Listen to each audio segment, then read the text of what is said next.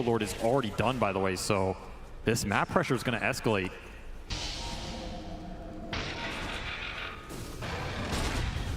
Gaimin Gladiators really not able to do much besides just kind of make sure Dyrachyo doesn't get smoke ganked.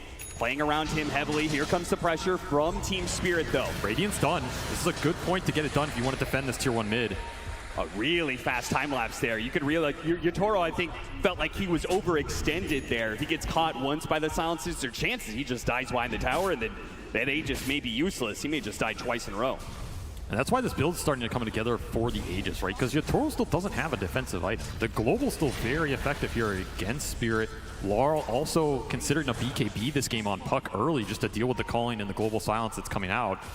Gaimin have a lot of tools to lock down these mobility heroes if they can find them. Right now, Maposhka just doing some scouting. 2 minutes to spot Maposhka, but there's nowhere for him to really run. He knows it too. He's definitely been caught, but he got some good information that'll lead to the pickoff on Ace. He saw all those heroes and he said, guys, this lone druid is alone in the top lane again, kill him. The single target physical burst is way too fast for this true form to even be considered in terms of casting it. They just had Ace's number. Radiance reveal down the drain as his timings are going to get prolonged yet again, and Collapse, he's just farming it up. He's not too worried about playing on game inside of the map right now, just wants to hit his own BKB. It looks like Team Spirit, they're just going to work towards a triple BKB timing eventually. Look towards that second Roshan with it, get the spell and debuff immunity up for the silences that are causing them problems in the fight. Then you're not too worried about anything as Quinn is getting shredded by the death. Yeah, even if you get out the Rolling Thunder, the physical damage from Yotaro is too much for him to handle. Tofu was kind of desperate, wanted to be able to get that kill on Mira, maybe trying to take away the Aegis, but frankly, he doesn't do nearly enough damage right now to deal with this carry, even on low HP like this. Missed the dead shot on Mira. Managed to sidestep that one, and they'll dive Tofu pretty easily. Yotaro does manage to get off the timeline server so barely. Meanwhile, Celery's picked off in mid. Team Spirit, they are absolutely outplaying Gaimin Gladiators right now on the map. They just know all of these heroes are getting picked apart. There just seems to be no response whatsoever from these Gladiators. I mean, there's nowhere to run, right? You need to combine the damage here on Gaimin to get anything done right now, and instead it's just Team Spirit going on you on multiple lanes so you can't group up. Age is still up for 2 minutes here. 8 Deso charges already done for Yotaro as he is just slowly claiming your soul. This is going to escalate fast. This is a scaling lineup too with all the auras they can bring to the table. The Swarm's going to go through. You have Tusk physical damage to pour in on top of it all, and a Chrysalis for Yotaro. I mean, how many aggressive items does he need in this game? I love the fact that he's like, yeah, I don't need that BKB yet. Still have the Aegis for another minute and a half. And considering the pace of game right now, it does kind of feel like he's going to get that BKB once the Aegis expires, because this is going to be another team fight and perhaps another objective taken. 21-minute Wisdom Rune coming up. Tormentor, an object as well. Silence already going out. They're trying to lock down this Weaver, trying to stop him from killing anybody. It gets off the time lapse though. Forces a little bit of a resources out of Gaimin Gladiators. They're just throwing some damage around. Laurel poking at that back line. You got to be careful of giving Dyrachyo these good flak targets up front, as they're going to trade a bunch of the Bears HP. They're still looking for Maposhka over here. They don't have the detection to catch him out. Something is going wrong with the detection on this tree, and for sure, he's just getting way too much information, way too deep right now. Team Spirit will play it safe, play it slow. Aegis out in 50 seconds, so you have to think about the timer here. Look at that burst damage. Quinn caught by the coil and instantly killed by Yotaro. And you can feel it. Yotaro is seeing an opportunity. They're going to be able to cut down Celery, and now he goes in for the kill. The Aegis does expire, but the rest of his team provides the disable. So as the second life comes back up, he's going to shred through Ace. Looks over to Tofu next. Now, last left, perhaps Dyrachyo trying to run him down. Dyrachyo doing his best he can, but up against 3 different cores, he can't actually fight back. He has to run away. Oh, missing out on the dead shot. Yotaro is unstoppable. He's just diving to the base like it's nothing. He was thinking about it again. 30 HP is the only thing that'll save you from this man right now. He's just running rampages through the fight. 12-2 at 22 minutes. He is just taking everything and more. He has the auras to back him up. This aggressive item build has paid off in spades. The aggressiveness of Yotaro I've seen in very few players at TI before. I mean, that play when he was morphling, he gets skewered into the base, and then he waveforms deeper into the base. That's the kind of aggression this guy's playing with right now. You gotta play to win. You play not to lose, it eventually will happen. Right now, Team Spirit just taking over the map. Really good deep wards on those fights. Will get dewarded from Gaimin, but that's the power of what Miposhka is providing them with this tree. All of these fights and pickoffs, they've been scouted. He's been on Gaimin's side of the map for a lot of it. It's paid off to a large degree, this early tree and shard. Doing some work.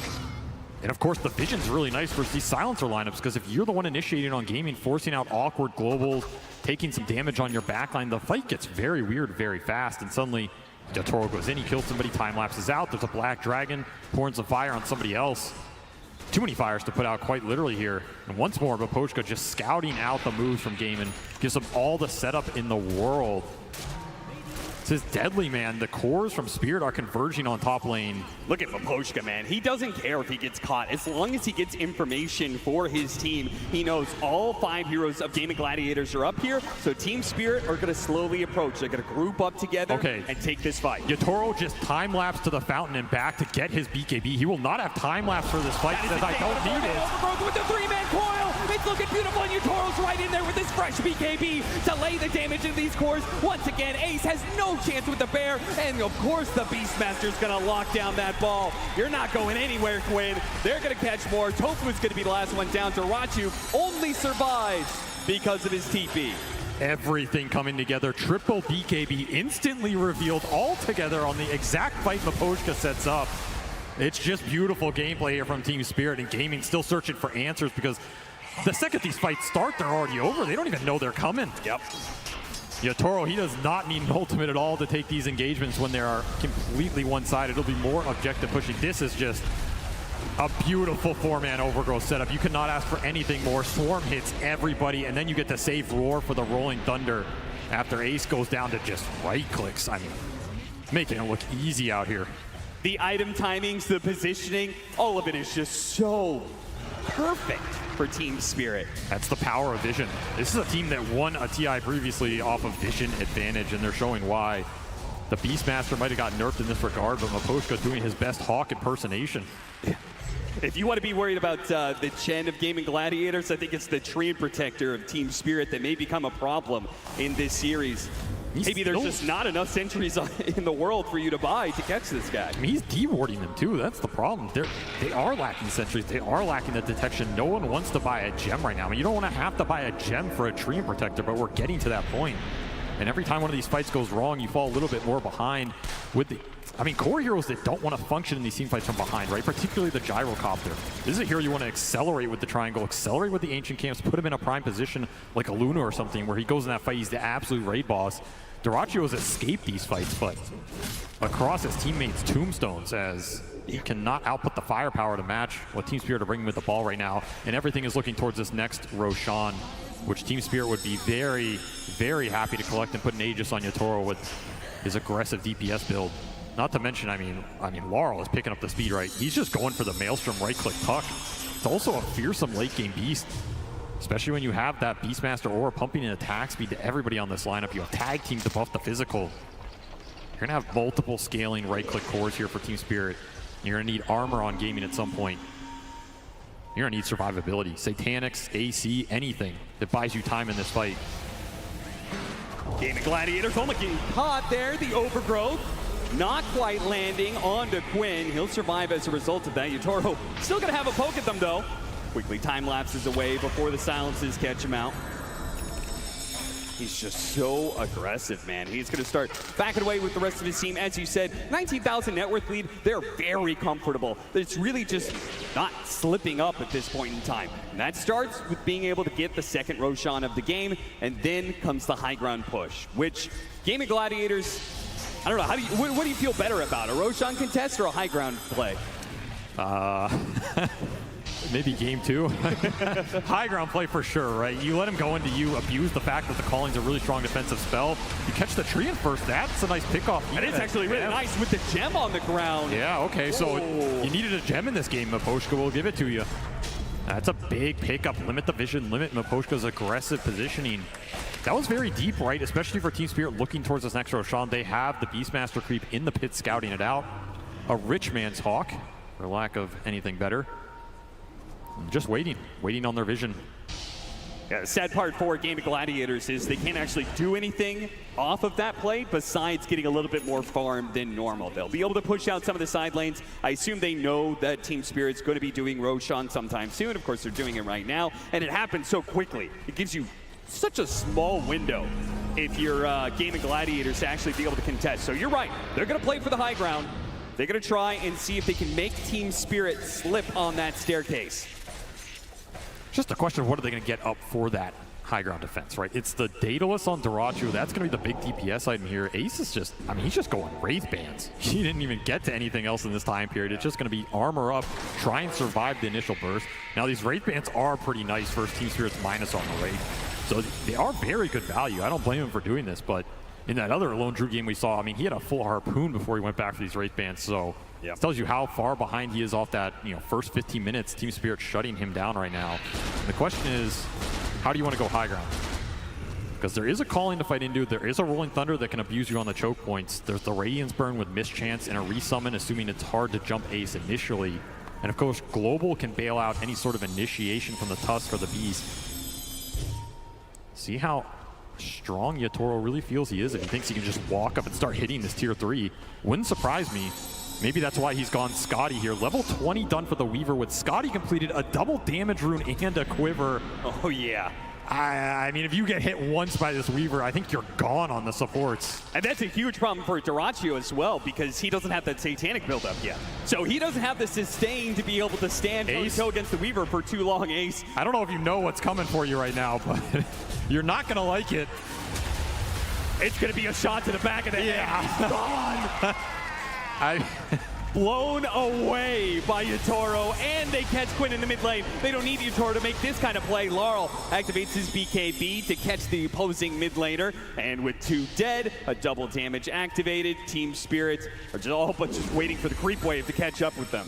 Well, that's one way to break the high ground. Just one-shot an enemy off-lane carry hero and force it with a double damage here. Yatoro has AC aura behind him now as well, so that Deso plus the Swarm plus the AC is just going to amp this physical through the roof right now, which makes this high ground siege a lot more tempting. Here it goes for the jump. BKB immediately activated by Dyrachyo, but there's that physical damage. Dyrachyo, he can't actually stand up against Yatoro and has to back away. Of course he's diving. Yatoro, yeah, he's just going to go for it. See if he gets the crit and got it! Oh, no way! The final bit of damage required. Yatoro can claim it. Yatoro, boss. This man knows no fear, no limits right now. He's just taking your base at 30 minutes, a position Gaimin is used to putting their opponents in. The noose has been pulled taut here as Team Spirit have just given them nothing of the map, it feels like, for 15-20 minutes. Ace can't even escape the tier 3s right now. You're just going to have to take a high ground defense without your carry. Or watch another lane disappear. Yeah, I don't see how they stop this without Dyrachyo. I mean, I think Mira can also jump if he really wants to just force the issue. Yeah. His Tuskar is hella tanky right now. Gossamer Cave Drum, happy to start the engagement, particularly if you can find a good core target. He got feared on the jump. That was incredibly impressive, actually, but it will not yield them the fight. And it'll be a second lane. 2 lanes of barracks up for Team Spirit. And they still have a minute and a half left on that second life for the Weaver. That final push, I mean, if you're Team Spirit, you're here playing a full best of 5 against Gaimin Gladiators, why not make the first game quick? Just for your own sake. Yeah, give them a taste of their own medicine. And show that the zoo is indeed not dead. That's the scary part of this game for me. You have Collapse on a hero that, I mean, they have been incredibly proficient with it, right? This was a first phase ban at Riyadh for a reason. Yep. It is a Collapse signature hero, but it's not one of those big jump stunners that everybody's afraid of. They're afraid of the Collapse Magnus, the Collapse stunners. This is a hero that just took over the map. He farmed, he played his game with Yatoro, and it was the raw aggression and objective taking that put Gaimin on the back foot. It's a scary thought if Team Spirit are taking He's doing it again, isn't he? Yeah. Own strat against you, and yeah, time lapse to the base for some Daedalus action. It's your own X marks the spot. That is so much burst damage. Yeah, when he's got the enchanted quiver on top of that. This is an insane, like, single hit, right? It doesn't take much. He just Sakuchi's in, hits you instantly, can start to run away. You're just getting chunked. This is the strength of Weaver right now. 15-2 for Yatoro. Mira looking for his opening. Gaimin Gladiators, it seems pretty clear.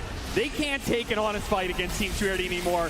They're going to have to play around the fountain here. As they jump forward, the Dream Coil is slowly taking them out. Tofu does manage to live for now. Gets back to the fountain. But Team Spirit, they still have more opportunities to come. The Aegis is going to expire, so Gaimin Gladiators managed to weather that storm. And it's possible that Team Spirit may decide that it's best just to wait for a third Roshan before they end it.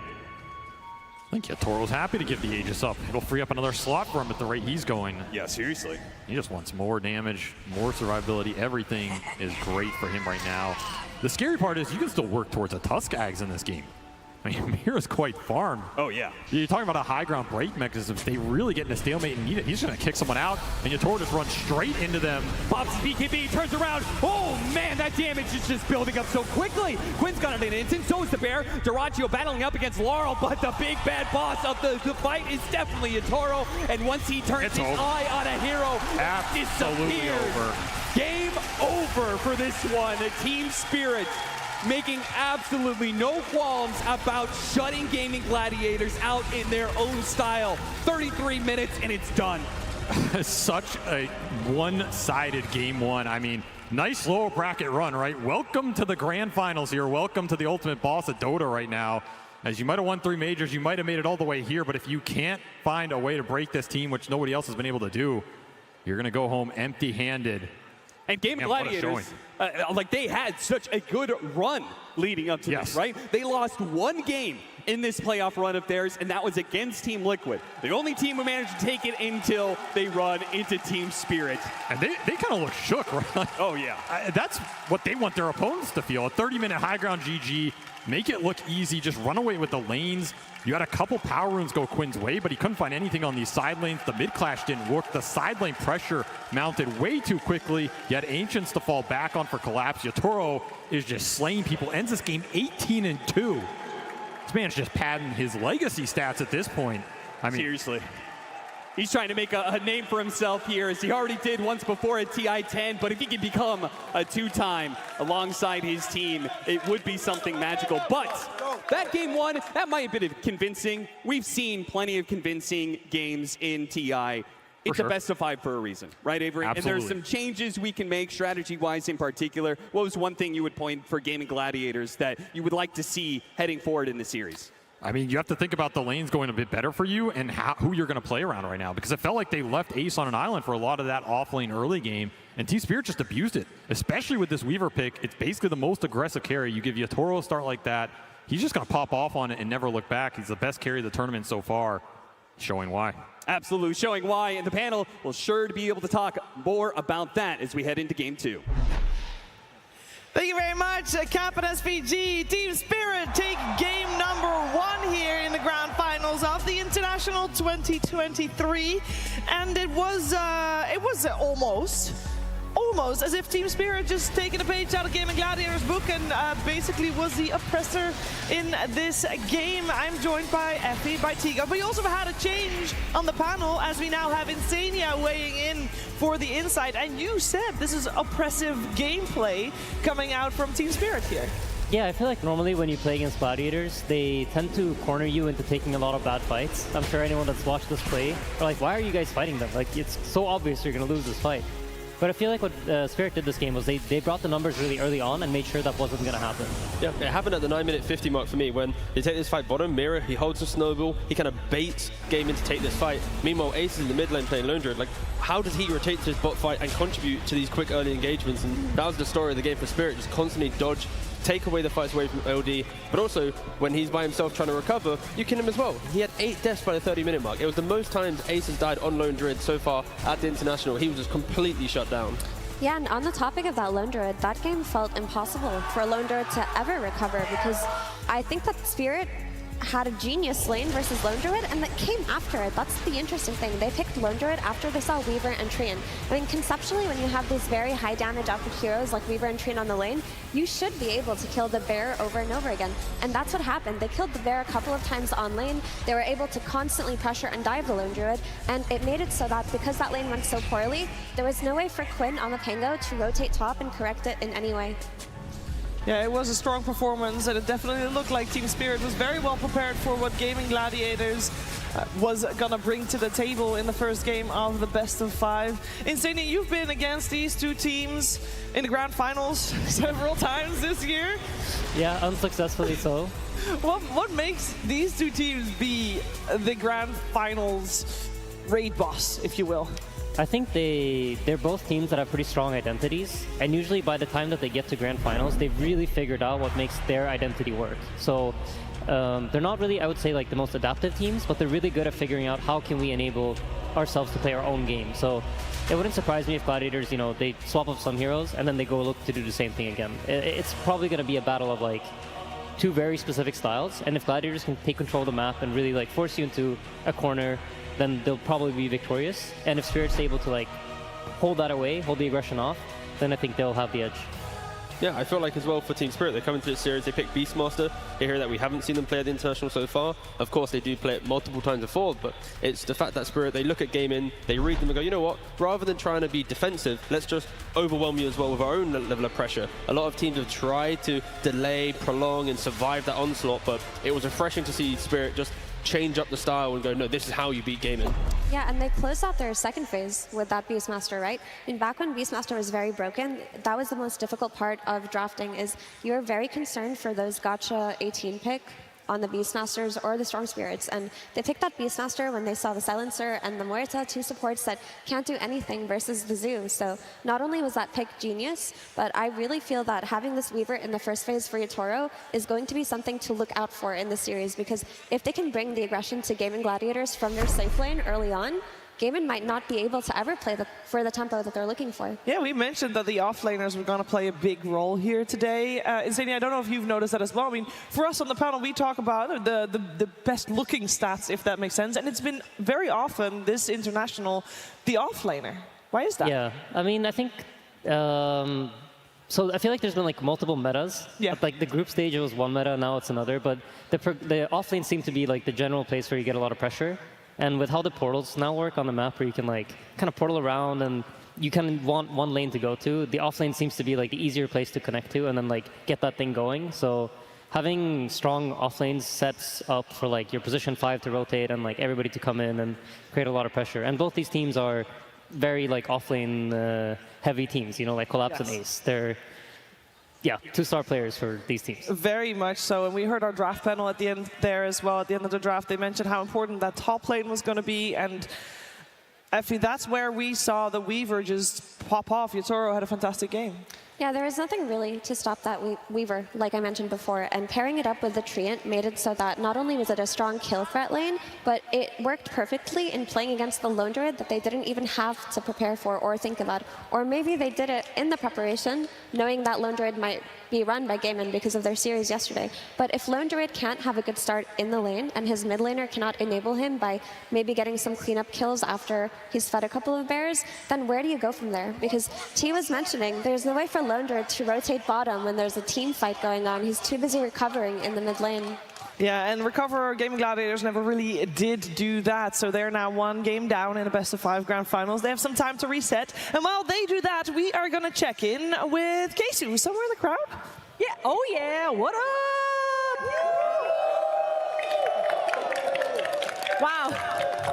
Grandma's here trying to look hip. Sorry about that, everybody. All right, we are coming in to talk to some crowd. Get away from me. Oh, hi, I'm sitting down. Oh my God, you're making me nervous. Sir, I'm talking to you. I have several questions for you. I'm not sure whether I should put the microphone in front of your face, but I'll give you one chance. Hey, I'm sorry. I lost my voice from screaming at the game so loud. Team Spirit LGD. Well, luckily, you're drinking tea and getting better. All right. What was the... What? Do you really think I can't see you? Why do you always pick the drunkest people? Why do you do this? What was the best part of that first game? Yatoro just deleting everybody. Oh! You know, Yatoro, it's funny you say that. That is what we call a sexy transition to what Slacks was going to talk about. Absolutely. I asked these peeps up here who was the biggest Yatoro fan. You guys said you were Yatoro fans, right? Oh, yeah. He's getting me all my fantasy points right now. Oh, the fantasy points. Thank you, thank you. And you especially, when I said, is anyone a Yatoro fan, this guy ran up on 3 levels up and he just started sprinting. Why do you like Yatoro? Yatoro is the best carry ever. GOAT! Let's go, Yatoro! Ame is watching it! Let's go, Ame is watching it! Yes, that's right. Poor Ame. We're so sorry, Yatoro, about Ame. Keep trying, my friend. Nothing is forever. Okay, wait, what thick-haired beast said that they were the biggest Yatoro fan? Yes, we have to find some way to find out who is the biggest Yatoro fan. Now, if you know the Yatoro lore, he does one thing before he goes in the grand finals now. You guys said you were the biggest fans. Who's willing to shave their head for Yatoro? I'll do it. Fuck. What? No. Just a little bit, okay? Just a little bit? Wherever you want. No! However you want it. However you want it. Just a little bit. Just a little bit. We got it? We got it? All right. Right here. Oh. Just a little bit.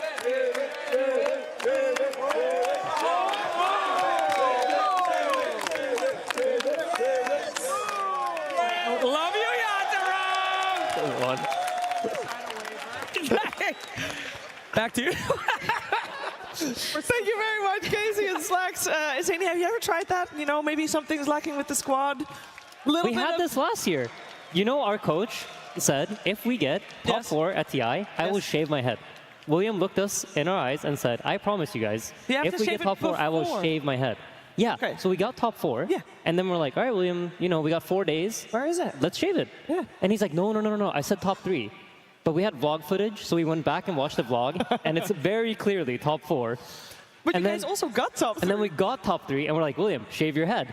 And he's like, you know, like, keep Williams out of it. And then, yeah, no, shaving your head, I think probably is the reason we didn't do better at this TI. Yeah, I mean, next year. Oh, Yeah. There's always a chance. So maybe, you know, there's a 15-minute break in the meantime. Maybe Gaimin Gladiators is finding a razor as we speak. For their head, that is. And that was very grim. That's not why I wanted to go with that. What I do want to say is, I mean, we've got some very dedicated fans. I am sure that if Slacks pushed it, that there would have been a bald head behind us. And while we have very dedicated fans all around the world, there are venues packed with dedicated fans watching the Dota 2 from afar. You guys are all with us here in spirit in the Climate Pledge Arena, and a lot of you are also with Spirit, as we saw a lot of cheers there where Team Spirit take the first game of this best of 5 grand finals. And we got to talk about adaptations because it's a best of 5. Both of these teams have been here before. Both of these teams have shown that they have what it takes to be able to adapt on the fly in the break that they get. The question is, where are they going to go with the adaptations? I have to address a little bit, it's not really an elephant, it's more like horse size in the room. I want to talk about the gyrocopter that came out as the overall last pick, Effie. It's not a hero that we've seen do very well, or it has been very popular over these last few weeks. Why was this attempted and why didn't it work out?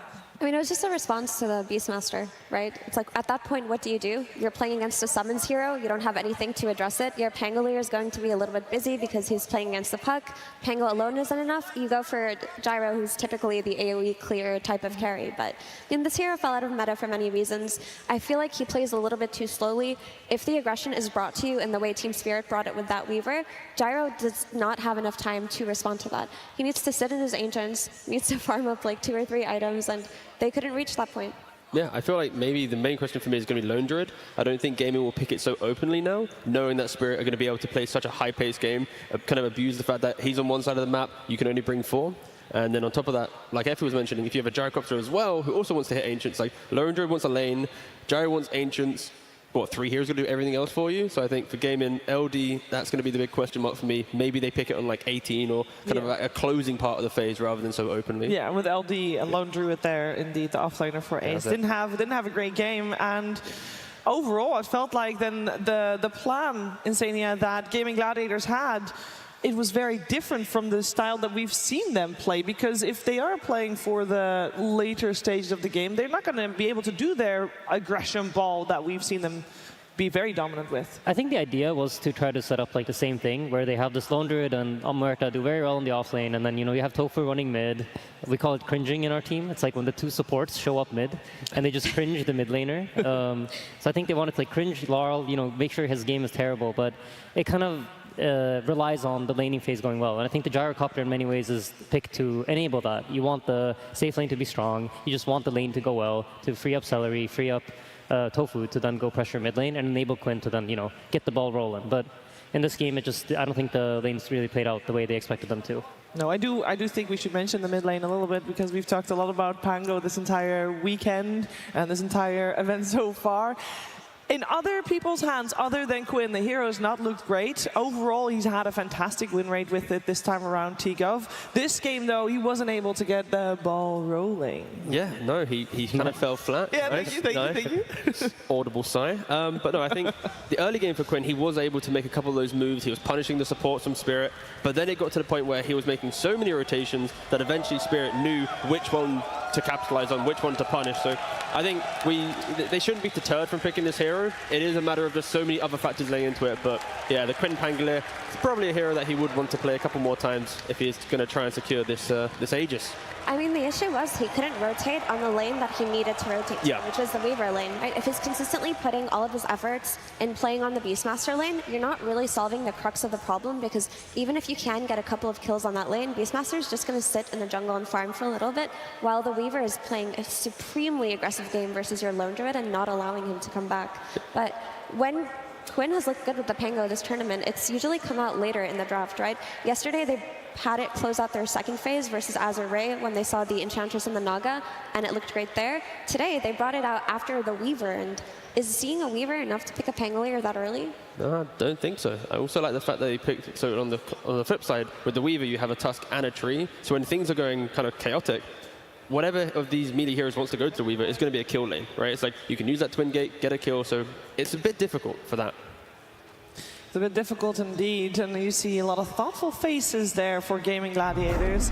And we have a lot of data on them. They've played a lot of games, the most games played here at the International, making it all the way through a full best-of-3 lower bracket. It means that Team Spirit has a lot of data to go off of as well, Insania. How much in a best-of-5 do you really put stock into the game that has been played, not just today, this morning, but throughout the entire tournament? Because I know a best-of-5 generally also has like its own meta developing. Yeah, I mean, usually what's going to end up happening is you kind of get a good understanding for what it is the other team's trying to accomplish in the draft, and then how to adjust to it is usually at least for us, I think it's been a trickier part throughout the year. So yeah, you definitely develop your own meta. You kind of understand, usually game one is a feel your opponent out kind of game, and you get an understanding of this is the idea I had prepared, this is the idea you had prepared, how do these two clash? So now Gladiators kind of have to, show their hand. They have to kind of mix something up. Probably won't be seeing Gyro again, might see some adjustments to the bans, so they don't feel like they're in a position where they need to force the Gyro. Yeah, as a Gyro enthusiast myself, I don't mind seeing the hero. It's nice. Do you think they misclicked this one, or? No, I think they wanted it. Okay. Yeah. Would you have chosen the same cosmetic? I'm not really sure what Gyro cosmetics he had. The cosmetic that he had was the one that makes Flak Cannon incredibly visible. It was Disco Show out there. Yeah, that's a good one. It was a good yeah. All right, awesome. Why not? But I am actually curious, Aiden, so when we're talking about this Pangolier coming out early and when it doesn't look good, how much stock did you guys put into thinking about this Pangolier? Because obviously you're going to consider it is Gaimin Gladiators, but you did let it through a few times. I think we've been letting it through all year long. I remember I had a conversation with, I think, Tundra at some point, and they were like, just ban Pango and you win against Quinn. But it's the hero doesn't feel that good. So when you play it yourself and it doesn't seem to work, you're kind of surprised, because every time you play against it, you're like, oh, this is free lane for Nisha, and then somehow he makes magic happen. But I think the point about the Weaver is true. It's very difficult for Pango to run to Weaver's lane, roll up, and then look to do something. And then that I feel every time when they make the Pangolier work, usually they manage to bring the two supports mid, snowball the game, and then you're scared on both side lanes. Well, we're going to find out what is happening in game number 2 as the draft for it is right around the corner. Climate Pledge Arena, Dota fans around the world, get ready!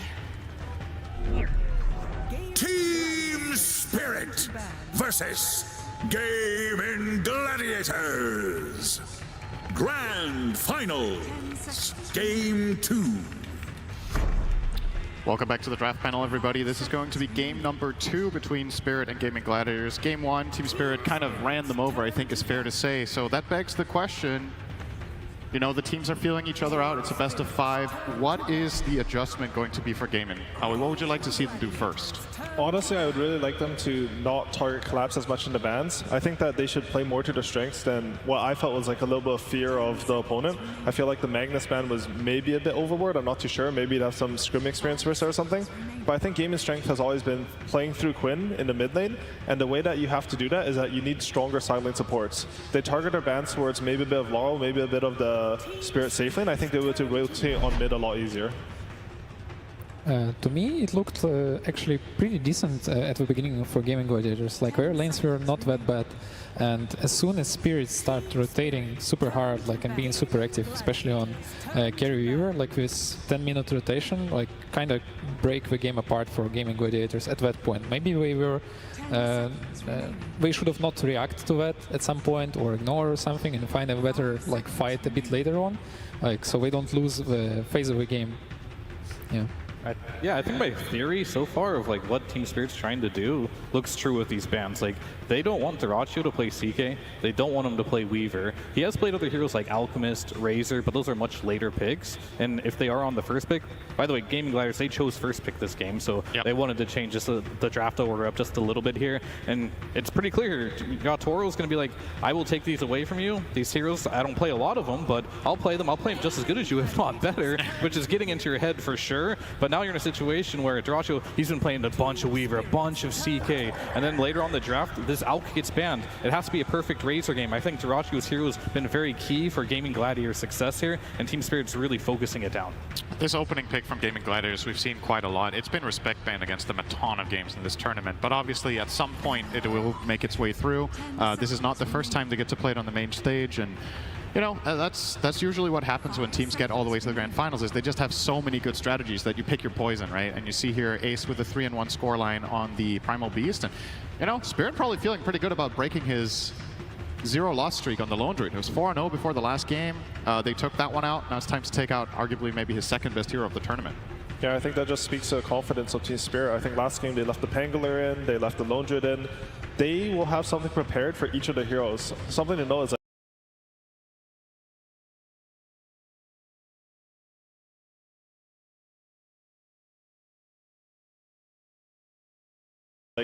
they've sort of been chilling for a bit, you know, to get to watch Gladiators play a lot of games. They're going to have the time to develop a counter strat for each one of these picks. I think what Fear said was right on the mark, like making sure that Dyrachyo doesn't play these aggressive carries and keeping off the Weaver and CK, it looks really good for him. So I think they'll continue to want to do the same line of thought, like just make sure that your Dyrachyo's game's a bit sort of slowed down. Ooh. And this was definitely a change that they made in the draft. They decided to collapse Magnus. We'll let it through. They played it only one single time at this TI, and that was in their last series. And Collapse was an absolute madman in that series, doing what he was doing at TI-10, just getting all the skewers in the world here. He didn't have the strongest early game, and I think if you do put this in the off lane, correct me if I'm wrong, probably not the strongest offlaner right now with the way he builds, but they played with a Shadow Demon last time. They just got a lot of stacks up, so maybe we can look for them to ban out the Shadow Demon so Mag doesn't have that recovery option. Yeah, Shadow Demon is one of the best heroes to counter Primal builds. Primal Beast also, it's like it's countering him on all stages of the game. Like, it doesn't let him get stacks, it's cancelling his ulti, you can hide him, when he gets BKB you hide your teammate. It's actually an amazing hero against this. I think it's probably one of the best support counters to Primal. Is there anything else you think Gaimin are debating here that could be an even more important ban? Like, you know, the classic, if you haven't watched Dota for a bit, you're like, oh, Magnus, now there's going to be an Empower carry. Is there anything that is a really strong Empower carry that's also good against Primal? No, it's going to be the Shadow Demon, so right on point there. What are you thinking for Spirit here? Are you saving your Tauros hero until the very end, or is there something valuable you could grab now against the Primal? And on top of that, do you expect this to go offlane even? Quinn has played Primal as well. I would probably think they want to wait just because there is that potential of the flex. I think when you play with Magnus, you actually don't need to think about the Empower too much. For example, if you play some PA with Magnus, usually you actually still buy the Battle Fury, just because Dota's, there's just a lot of camps. You don't want to make one of your other cores run to another core in order just to empower you. I think right now they should think that they've given them the Primal Beast. Right now they need something that does enough damage to kill it. I think probably, do you know if AA was banned last game, or is it just unpicked unbanned? I think that's sort of rare for this tournament, honestly. I think it was picked and banned pretty much first phase in like most of the other games I've seen. I think they could look at something like AA. You see Phoenix is already out, and the Shadow Demon's out, so I think they want to make sure that they get a support who can deal with this Primal. A looks pretty interesting, like, but it's also need a good partner on lane because it's not the strongest laner, I guess, on easy lane. But Miposhka plays it very, very good, like on next level. Enchantress. That's a 5 that is strong in lane, I've heard. We're gonna do a cringy mid. We're gonna cringe the mid this one with Enchantress for sure. This is one of Miposhka's like signature heroes. He's really good at this, and I think when you do play a hero like Magnus, who will take a little more time, might be a little bit slower, having that early game pressure can help a lot. And we'll have to see. Like, I believe Borrow probably still can play the Magnus if they want to go that route, but normally when you do see it on Spirit, you'll have to automatically think collapse. But will Gaimin also automatically think collapse as well, or are they gonna respect it and think that it could be a potential mid laner? Yeah, I think Enchantress is also one of the supports that eventually you're actually the one who can kill the tanky heroes. Miposhka, he pretty much always plays for the Hurricane Pike plus Moonshard and BKB. Like, I saw sometimes Seller, he's playing for like the Solar Crest Pipe, but I usually don't see Miposhka go for that type of build. Something interesting to that point is I was reading over a breakdown of team farm distribution, and for Team Spirit, I think Miposhka has a higher average gold per game than Mira does, right? So it's clearly by design that they're giving Miposhka a lot of space in the game as a position 5, and obviously this, as you guys pointed out, can turn into a carry. Do you think there's like a specific type of 4 that is perfect for that mindset? That, okay, if Ench needs to take some space at some point in the game and get strong, this is the type of 4 you want to pair it with, or is it kind of not really that relevant and you're just counterpicking specific heroes rather than making a duo? I think it's mostly Mira playstyle, like we both share the responsibilities of 4 and 5 in a way, so it kind of looks like we're both playing 4 and 5 and even sharing warding a lot of times, so I think any hero Mira gonna play is gonna fit that role. Yeah, and I think Mira in general, he just likes to play the damage that just follows up. He plays a lot of Dark Willow.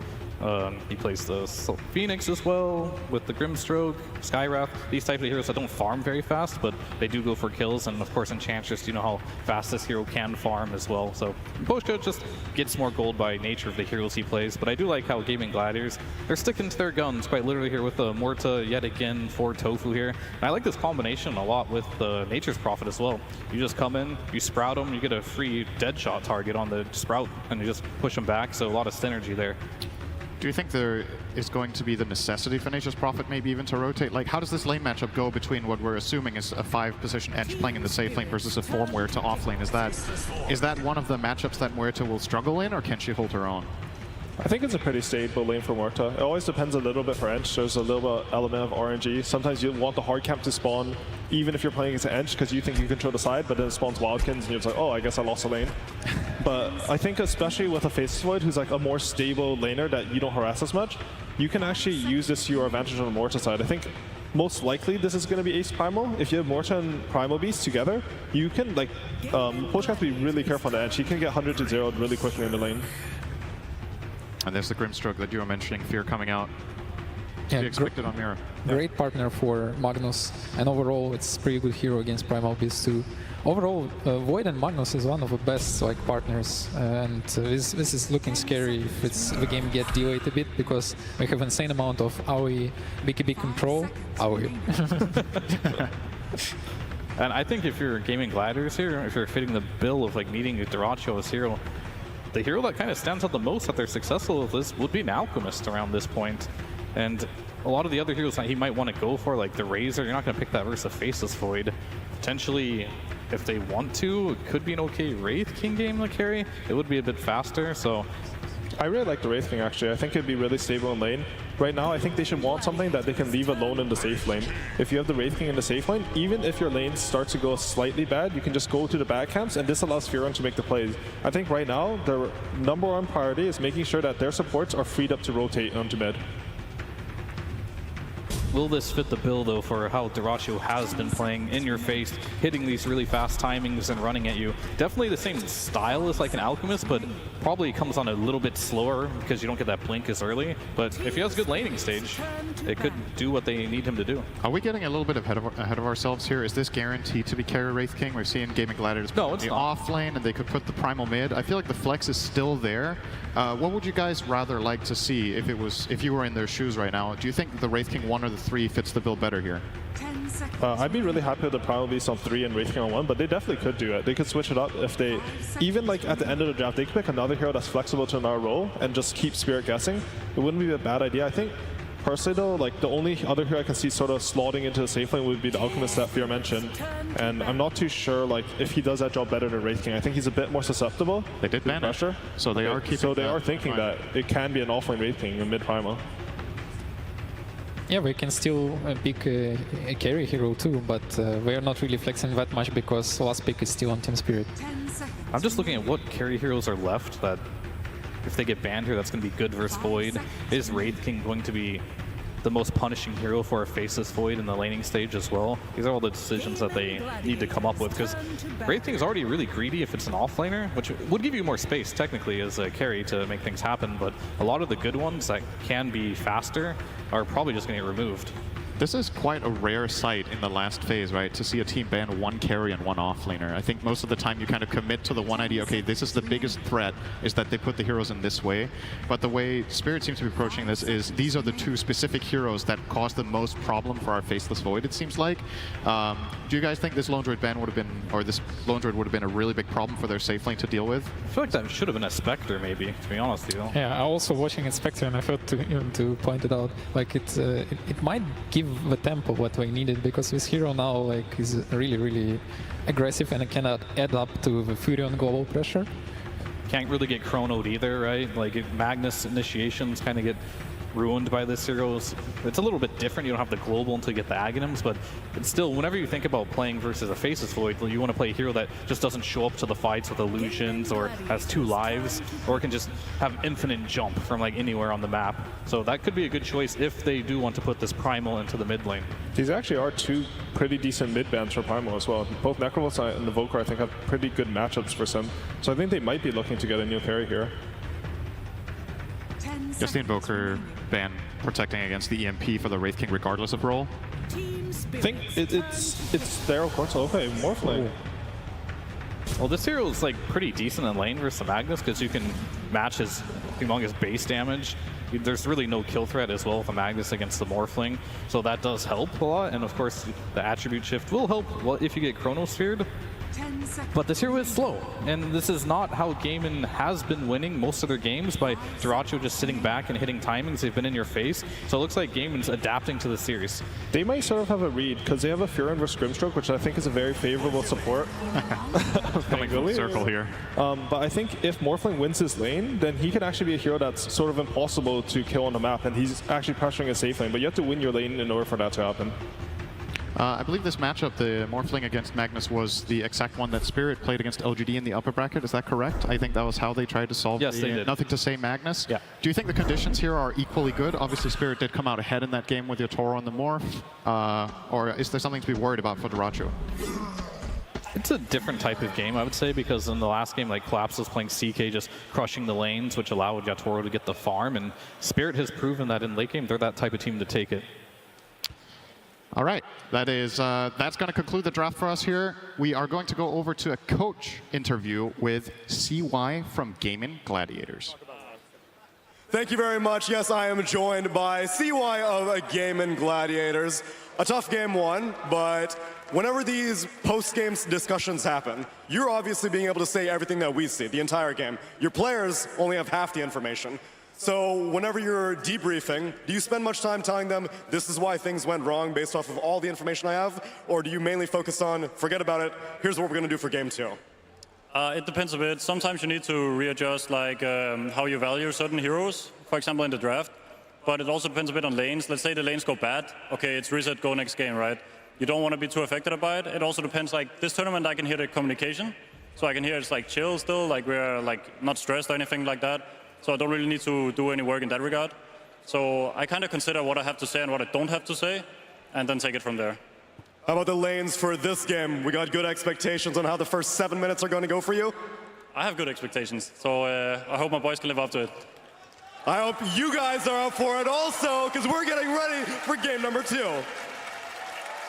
This game needs to start off very well for Gaimin Gladiators, because while this may be a best of 5, this game too feels particularly important, Avery. I mean, last game, Spirit, they took your best trait, your speed, took it away from you and turned it right back around. They ended that game so fast.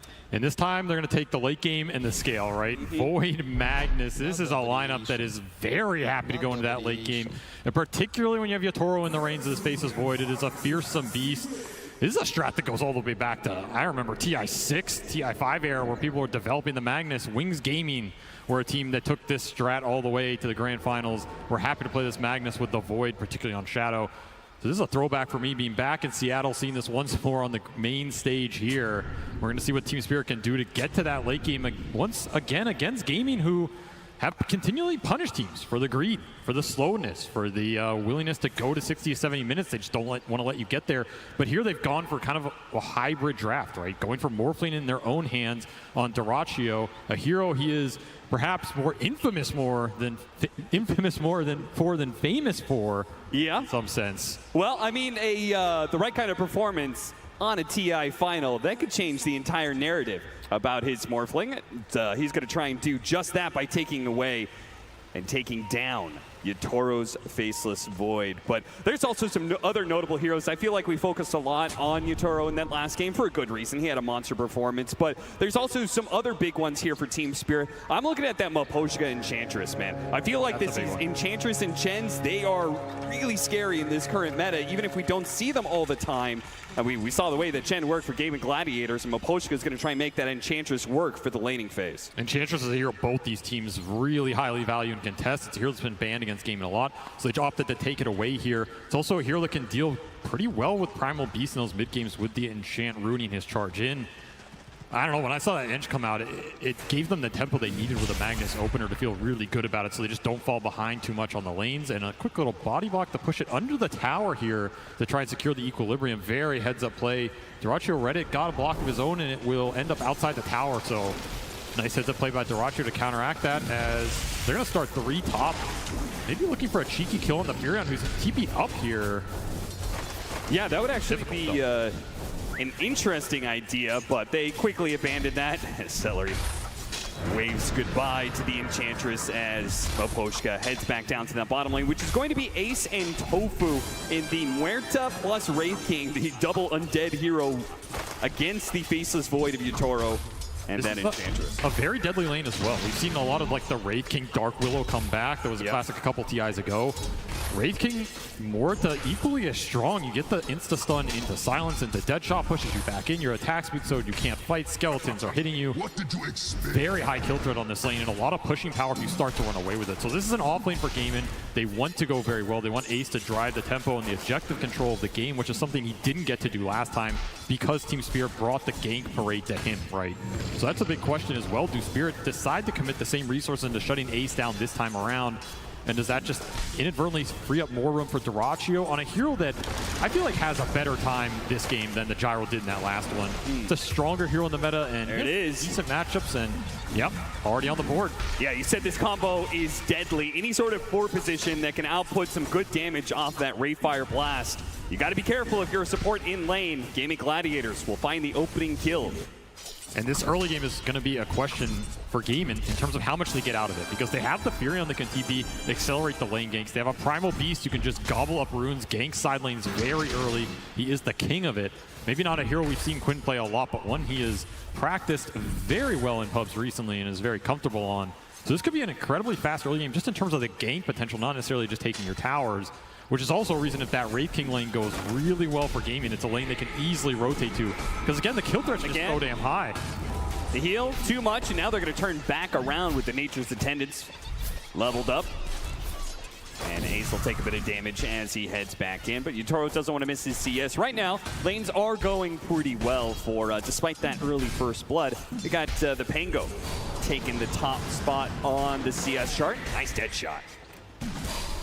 See how much Laurel can do this. It was kind of a quiet Pango game last time around, right? I think Quinn was struggling to find his openings, and if this is a hero you can get to play your tempo game to control the runes combat where Quinn wants to go with the Primal Beast, you can definitely turn some of those ganks around. I think that's what Laurel's looking more than being the aggressor, right? I think him just going in these lanes is going to be difficult because you don't have a lot of damage fall, but if Gaimin overextend, dive you under one of these side lane tier 1s, then suddenly the Penguin can come in with a counter gank and the Rolling Thunder and turn things around. You're really happy with that type of gameplay here because, again, you're farming it up. You got Magnus, Faceless Void. You know Gaimin are going to go into you. This is a hard duo to match up against. You throw that Inkswell on the Magnus. He pulls you closer with the Shockwave. You get hit by the stun, and then that stun leads into a free skewer back. So even underneath your tower, you are not safe. And the Grimshard could be really nice this game as well. Just throwing it on these cores that want to jump in and get the extra, debuff them out, reset the fight or the Primal.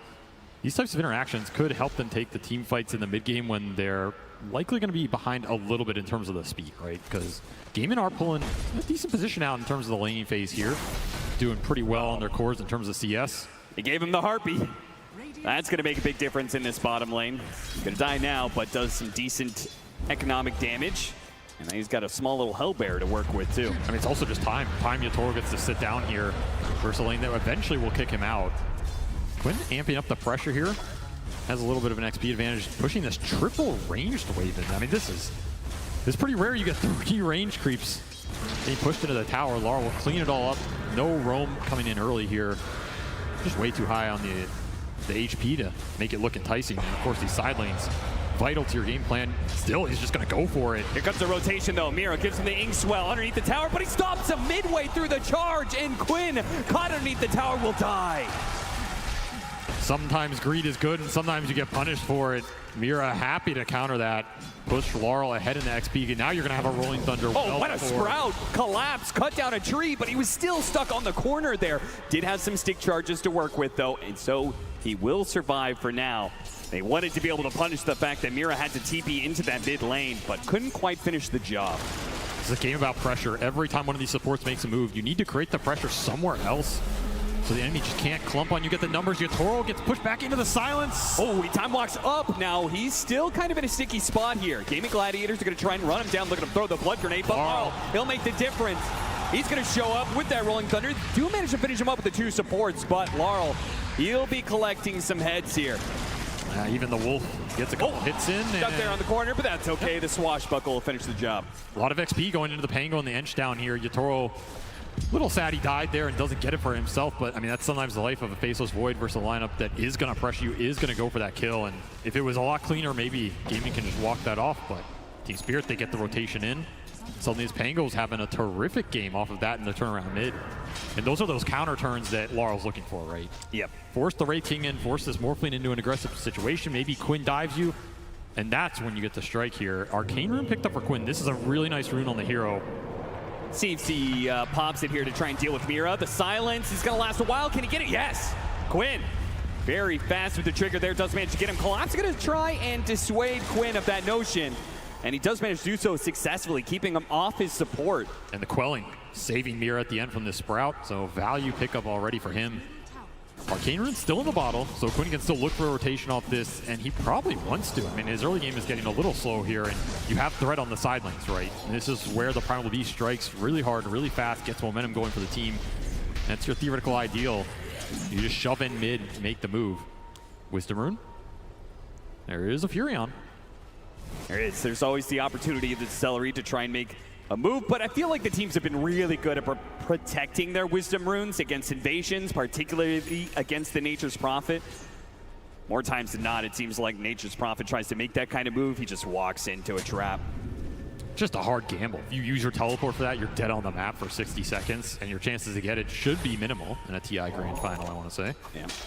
Good D-ward there. Now that'll help because Quinn wants to be able to make moves, particularly with this Arcane Rune, which he's going to put to use now. Caught him mid-shield crash.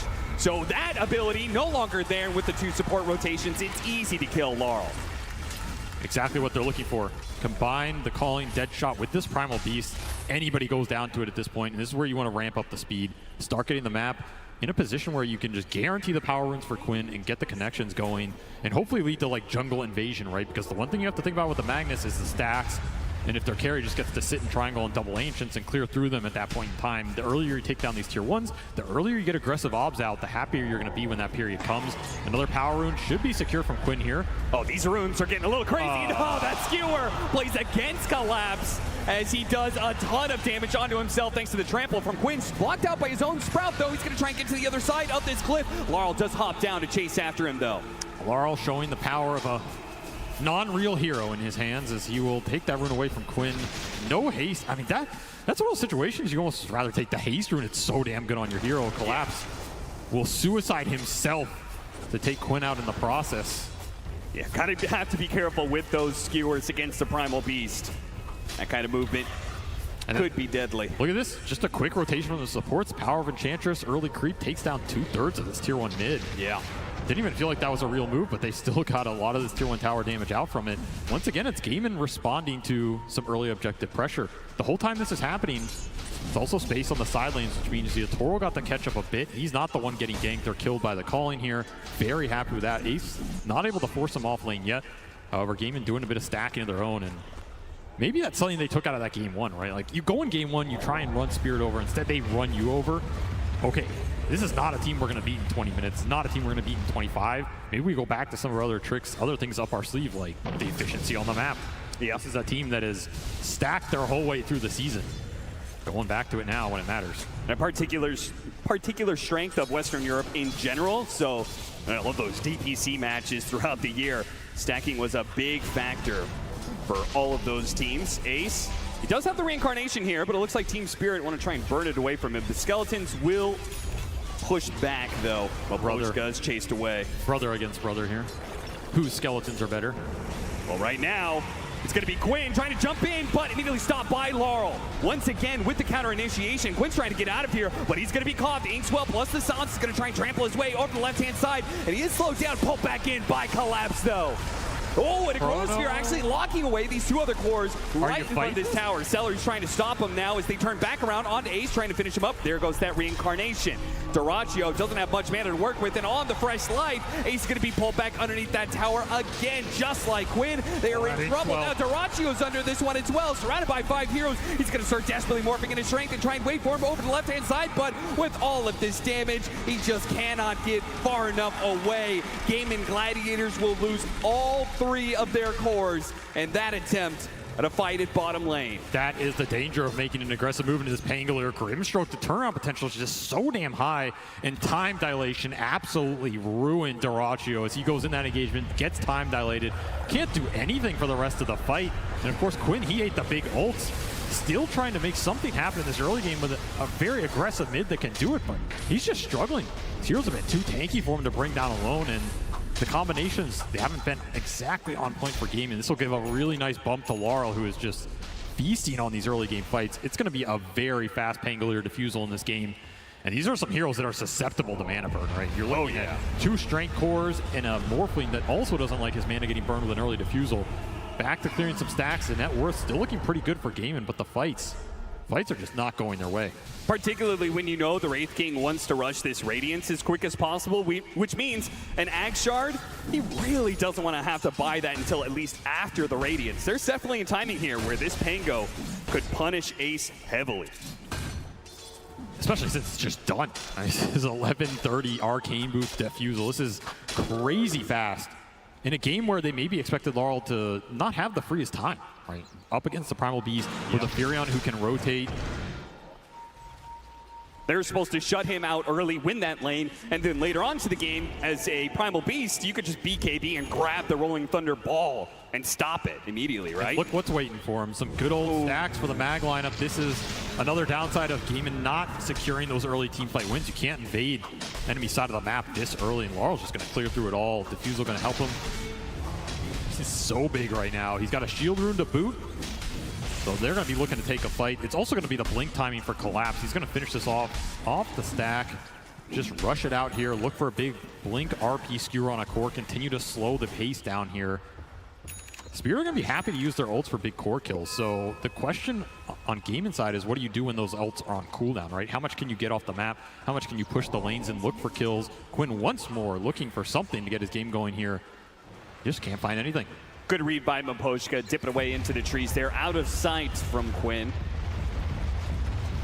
And as a result, that's going to be yet another rotation that fails. One way or another, Gaimin Gladiators, whether it's running into a 5-stack of Team Spirits and they lose the fight, or the smoke's just not working out for them, so much of their early aggression with this Primal Beast has been completely stymied, and now Team Spirits are sitting in a pretty happy position, I would say. The net worth is dead even.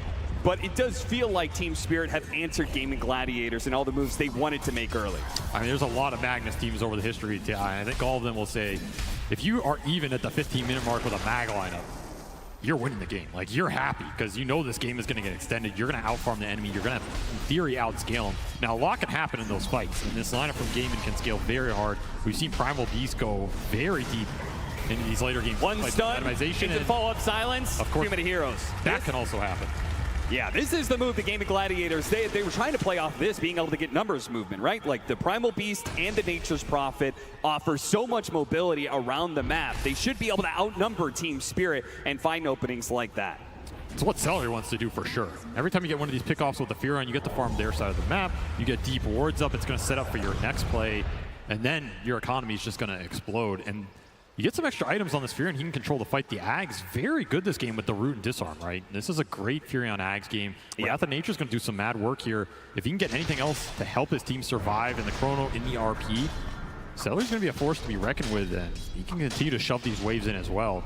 As Spirit continue to play this game slow, continue to farm up Laurel with their Empower going to work.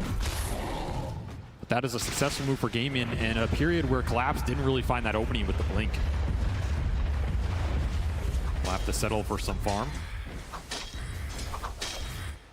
Find an interesting note, there's just no hand of Midases in this game. Wraith King, Faceless Void, both heroes that have bought it throughout this tournament sometimes, but feels like as the tournament's gone on, particularly probably because the way the Gaimin Gladiators has stomped through some games, there are teams who've been a bit wary about picking up that greedy item. I mean, Midas is a crutch item, let's be honest. You know, Midas is an item for, you know, the bottom 14 teams. It's not really a grand finals item. You know, you gotta, if you're worthy of a true Pantheon, then you don't need the extra GPM. You're gonna collect it off your enemies here. See, that is Collapse can do that. He's still trying to find something with this Blink, or maybe he's just happy empowering his other cores and letting them take the bulk of the net worth. Yatoro still pretty much untouched during this period. He's just going Mask of Madness into the Maelstrom, Empower on top of it. I mean, this Void is going to keep up and farm, even with a Radiant Skeleton King. Am I allowed to say that? Farming up the entire map. He will match him. Oh, Laurel? It's essentially there to grab him. Mira can stop some of this, though. Throws out in silence, thinks well. Oh, so much burst damage, though. Celery hit him big with that one. He got up the shield crash, though. No way. Those shields are keeping him alive. They need a bit more damage, but now he's TPing away. Goodbye.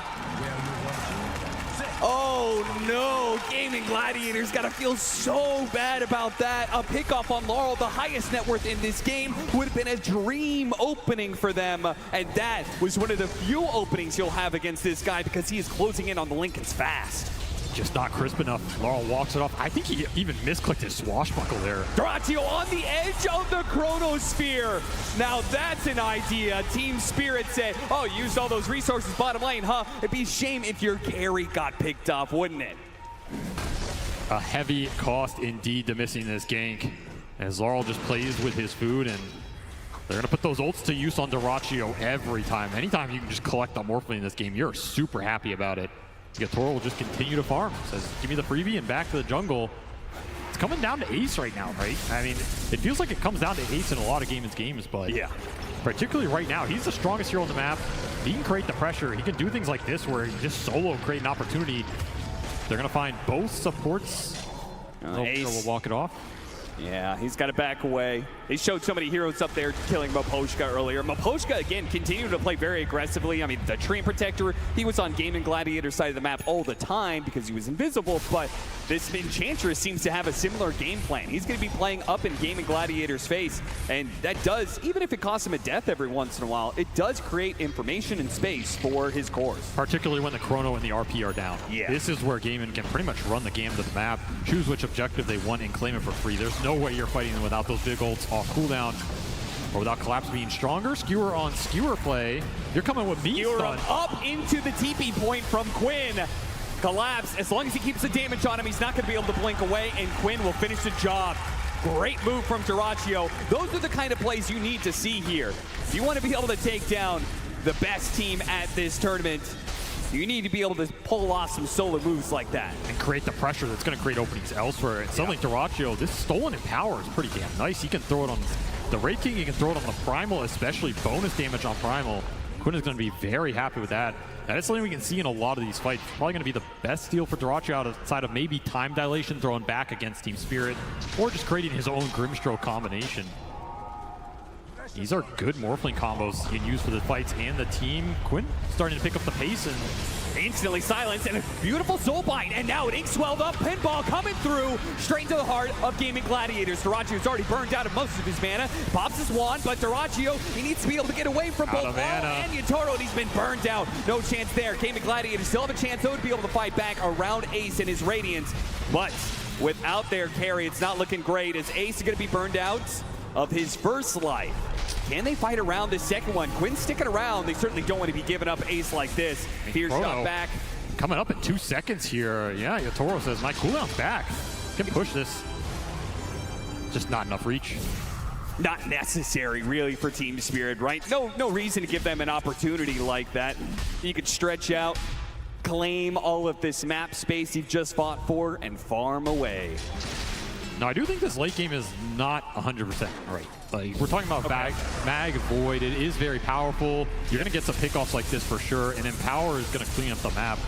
But there's like some weird things that can happen with Wraith King Ags. There's some weird things that happen if Dyrachyo gets a free angle in the fight and can like clean up the backline with Morphling first, Empower himself, you know, Grimstroke Swell himself. Yep. It's going to be tier 1 down in the bottom lane as Laurel marches forward confidently with his Linkens, because what's really going to catch him? It feels like he's most of the time going to have a chance to be able to escape if Gaimin Gladiators ever try and jump him here. It's a really fast Linkens as well. This is Mag Pango in its prime. I think a hero that is not afraid to fight off cooldown. They're really going to farm the Tormentor right in front of Gaimin Gladiators' base. That is crazy, but they just did it. 4 heroes, that's all they needed. Meanwhile, Celery being gone on by Yatoro. He just gets a bit of a poke, gets a reaction out of Gaimin Gladiators. Ace will try and punish him, but just no follow-up. Yeah, he needs a lot more. Celery's going to try and chase up. The TPs are coming in here, tries to block him out with the Sprout, but Yatoro is running free. Dyrachyo chases after him, hits him with a time dilation really though, forced. but it is a very forced move from Dyrachyo, but he gets it. He gets that kill, no, turns back around, onto Collapse. Oh, RP'd right in front of that tier 2, but silenced up just in the nick of time before his skewer can come through. He wants more. Yeah, he does. He sees the opportunity. What a beautiful entrance from Dyrachyo into this game. That is the power of stolen time dilation plus the time walk, right? Infinite chase potential. Suddenly Faceless Void can't do the same back, and Dyrachyo says 2 can play attack game Yatoro. I can get aggressive too and make it work. Just creates an opening out of nothing there off a chase that felt, you know, like what is Ace doing here? He's wasting his time? Not at all. Everything coming together, gonna propel Celery up that board as well. Imagine you have that Ag's Wrath of Nature here, right? Suddenly chases like this become a lot easier. Oh yeah. And Yatoro, he's just still looking for that big Dispel item. His choice will be Manta first over the BKB, but until that's out, Dyrachyo has a decent opening in these fights, and you got the RP out of that. Yeah, it actually just leads Gaimin Gladiators into more opportunities, perhaps. That Ags. Finish for Celery if you can fly it out. Okay. That is something that can bounce through, lock these heroes down, create more openings for the Wraith King Primal to just get in there and set up that front line. Second Tormentor will go Team Spirit's way with the Shard. So now they've got a Shard on both of their supports. That's pretty funny. I think that the Mira 1 Grimstroke, that's so much better for them. Hard Dispel to be able to help save this Pango or this Faceless Void when they need it most. but maybe there's just too much firepower some of these times. As you can see from Gaimin Gladiators, win their core, start linking up, and they're picking up the pace now. Dyrachyo, he's just swarming forward, seeing if there's anybody else to be able to catch deep on Team Spirit's side of the map. And this is the part where Team Spirit needs to be able to slow down the game. The momentum is beginning to play against them. This is where the map becomes difficult. You have Skeleton shoving in one wave, you have Wrath of Nature pushing all the lanes. The Morphline's not afraid to show right now. He has Manta Illusions on top of it. And the Primal, if he's in the fog, it creates a scary situation with the pickoff potential. They're just getting more information than Team Spirit right now. There are still very deep Observer wards that a potion got out, but you can't really get there and use them. And they're not scouting anything right now as everybody's on top of him. That shard is pretty helpful when it comes to the Sprouts, but they may not save him from this since he's going to be surrounded. He'll create a little bit more time, a little bit more space. In fact, he's going to go for the TP away, and there it is. Okay, they do manage to stop that. That would have hurt Gaimin Gladiators a lot if they let him get away from that. Solid space, I'm sure is what he'll say. Yeah, absolutely. Time to try and get to the Dispel item on Yatoro, as Collapse will finish Harpoon. So he can't really deal with time dilation in the fight if it comes out. This is a very aggressive item. He can lock people down, guarantee the skewer better. But if the fight starts on him, it could backfire. And Quinn's still working towards that heart. So Gaimin looking for the next big damage items that are going to let them ramp this game up. And of course, Ace still sitting top and pretty here. He's the big objective driver, so if he decides that they need to force tier 2 or go for Roshan, where they want to fight and how, it's up to Ace right now as he is the front line. Yatoro calling for a smoke, looking for some kind of pickoff here. They get the right kind of opening, they could translate this into a quick roast take. Exactly. They're looking at the corner of the map, so anybody that dies down here, Yatoro's instantly going to go in the pit. He might just do it anyway. Yeah. Gaimin Gladiators, they look inside, see if it's actually jumping around with Inkswell on top of him, so even if you catch him midway through his time walk and stop him from leaping back into play, there is that Dispel that can come out. That's why you want to create a situation where he has to choose between chronoing the front line in the Heart Primal or, you know, the Wraith King with 2 lives. Oh, if they make this move fast enough, it could be massive for Gaimin Gladiators. They have a double damage in Morphling's bottle, and if they can get to this fight in time, Team Spirit may get wiped and lose the Roshan fight, and they are not doing this fast enough. Gaimin Gladiators are going to get here, and it looks like Team Spirit have made the right read. They're going to smoke, backing themselves away. See if they can find the opening on Gaimin Gladiators. Went out that It's a ward, and on the high ground, BKB immediately goes out. Now he has to turn and chase, but he's not going to be close enough.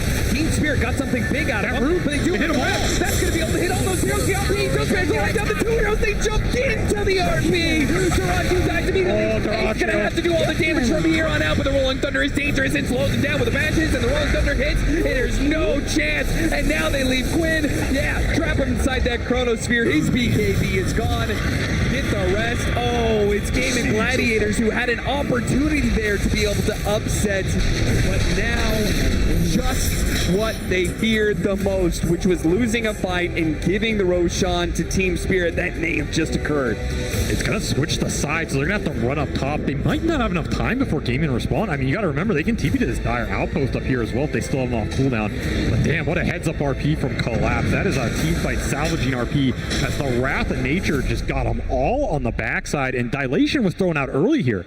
So right there, it goes on Quinn, but that opens the fight for Dyrachyo by a decent margin. I don't know. I mean, he just RP'd him. There's no way around it. Yeah, they only had one stun to work with. Dyrachyo just makes a complete misread of the situation there. Maybe thought the stun was going to latch and be longer, but there's a lot of bailout here. And the second that goes wrong on the Morphling, this fight's just completely over. Yatoro is going to clean house. You cannot give too many of these openings. The upside, though, like we said, is Roshan switch sides, and the respawn timers were not too long here, so dire side going to work for Gaimin. They come back into this map and stall out the Rosh a second time. I think you just man up for it here because you know RP and Chrono are on cooldown. Yeah, 100%. And Team Spirit, I mean, it would be a pretty bold move to try and take this fight without their ultimates. Oh, they're just looking for the pickoff. Not going to find it, clear the wave, but this contest, it's all on Laurel with the Rolling Thunder. Maybe they can take the fight afterwards. He's thinking about going in with this Inkswell. He tries to jump in, see if they can get the skewer pickoff. No such luck. Gaimin Gladiators retreat very defensively after claiming that Aegis. They know Team Spirit are bold enough to make a move like that. They respect it. No back away. Dyrachyo will try and get his farm into the Silver Edge, which is a great way to be able to find some of those backline heroes. I mean, I think that Grimstroke is a big problem for them. It is. The Link and the Dispel off the Swell are both really nice here, especially when you just throw the Cell onto the Faceless Void or the Magnus. They get a free jump, and if they get stunned, you just bail them out, right? I think we're going to see that the whole game. It's going to make sure Dire's that middle both tower Collapse and is Yatoro under can hold their BKBs or the Mantha for as long as they want here, and Mira can bail them out. Of course, you can also just throw it on the Pango and let them roll in. Yeah, speaking of the Pango, his item timing was definitely delayed quite a bit, but he's finally going to get there. He got that Linken's a while ago, but the Aghanim Scepter that he was looking for next will finally be complete. Hurricane Pike from Aposhka. So the damage starting to heat up here for Spirit as they're going to spread it across more effective cores going into this late game. That is why they love the Enchantress. Aposhka is going to start to cause his own mischief in the fight. And that pushes the question back to Gaimin in terms of how are you scaling in this game, right? Because right now you have an Aegis, you have a Morphling pushing towards Silver Edge. Ace just hit his BKB timing here, and the Heart is a couple hundred off for Quinn. So you have some really strong fighting items coming out all in the same interval here for Gaimin. You would really like a good team fight out of this, especially if the Chrono, the RP gets wasted, or if you trade an Aegis for it. You might be okay with that in the long run. You can at least find something on the backside. Because right now, you're looking at Yatoro. He has a Mantha. That's it. He did not go for a BKB on the Faceless Void this game. He's just hyping up the damage here, abusing the fact he has Empower. Gonna go for a later Linken Sphere. But it will be Collapse with that BKB. It's a question of who you want to start on. Maybe the Silver Edge is going to give Duraccio the option to put his aggression to use and just start on a support, start on a core, give the Vision for a Wraith King jump. Vision means everything here. Gladiators as they try and take these next few fights. Yeah, which means Maposhka is a particular nuisance to them, as he once again leads forward, just using the creep to be able to find information. They got the Harpoon, skewer back. Now he does have BKB, locked down by the RP, but maybe the damage is going to be enough. It's going to be close ball. Quinn starts walking away. Celery's going to jump in with the Wrath of Nature, soon coming out. He tries to use the Order Seal Totem to get away from the Rolling Thunder while they jump forward on Duraccio. They want to get something out of this. They see an opportunity, surely, but they couldn't actually grab anybody, just lacking the disables. Hurricane posing problems for Duraccio as well, and just can't see anything to hit. And Team Spirit able to disengage after that Wrath of Nature rooted them all, which means Yatoro wants to go back. He's got an opening here, looks for it with the Chronosphere. They were so grouped up on Gaimin Gladiators, but he doesn't have the vision. He's now been grabbed. He's disabled. They actually have that AoE. The calling goes out. He's on the other side. He actually gets away. Thanks, well, Time Walk undoes so much of the damage, and now Gaimin Gladiators have to play it a little bit slow. Have to respect that Soulbind. They cleanse themselves of the ghost. That silence is now gone. The Soulbind is away. Yatoro, he's still waiting for his opportunity to get that Chrono. Got 3 out, 2, 3, 1 in the back, 2 in the front, and that's going to be the Aegis down for the Morphling. A second life for both him and Ace, though. And Yatoro fight through this one. Is he going to be able to get away? The shotgun room, the entangle as well. That's enough. They bring down the carry. Now for the rest, Team Spirit playing back into this one. They had the Inkswell. Now Skewer locking them together. Whoa, maybe he can fight this one out. Duraccio waveforms over it, trying to separate from his team a little bit, make sure that Swashbuckle doesn't absolutely decimate them like it does Tofu. One in the back lines. Ace trying to chase out the rock. But Duraccio dies. And Snarl, he does manage to finish him off just on the very tip. Just enough to be able to get that kill before he falls. Collapse tries to skewer away, but locked out by Quinn in the end. Cannot escape the inevitable, which is just too many lives on the side of Gaimin. A buyback from Celery gets another Wrath of Nature through. That fight lasted so damn long. And of course, you had the Aegis on Duraccio, the Reincarn on Ace, and Quinn just abusing this heart region on the backside of that fight. The Chrono was absolutely beautiful. And you'd say buyback on Celery? 3 and Christ. Gaimin Gladiators just brought more numbers than Team Spirit could possibly even dream of. It's like an 8 on 5 here, right? Yeah. So you kill 3 or 2.5 in the Chrono, you're going to take Ace on the other side. Then they're all coming back. I mean, that's exactly what you want to use this Aegis and Reincarnation for. Create a situation where you set the fight up towards the end, you ultra on cooldown, and you just get an even man fight. And that is when Duraccio can start to clean house. This Morphling, he does some serious DPS, but damn were those Inkswells a problem. They were catching so many heroes. Collapse gets to survive the entire fight, just right-clicking people the entire time. And I thought Laurel was maybe going to carry the end of this.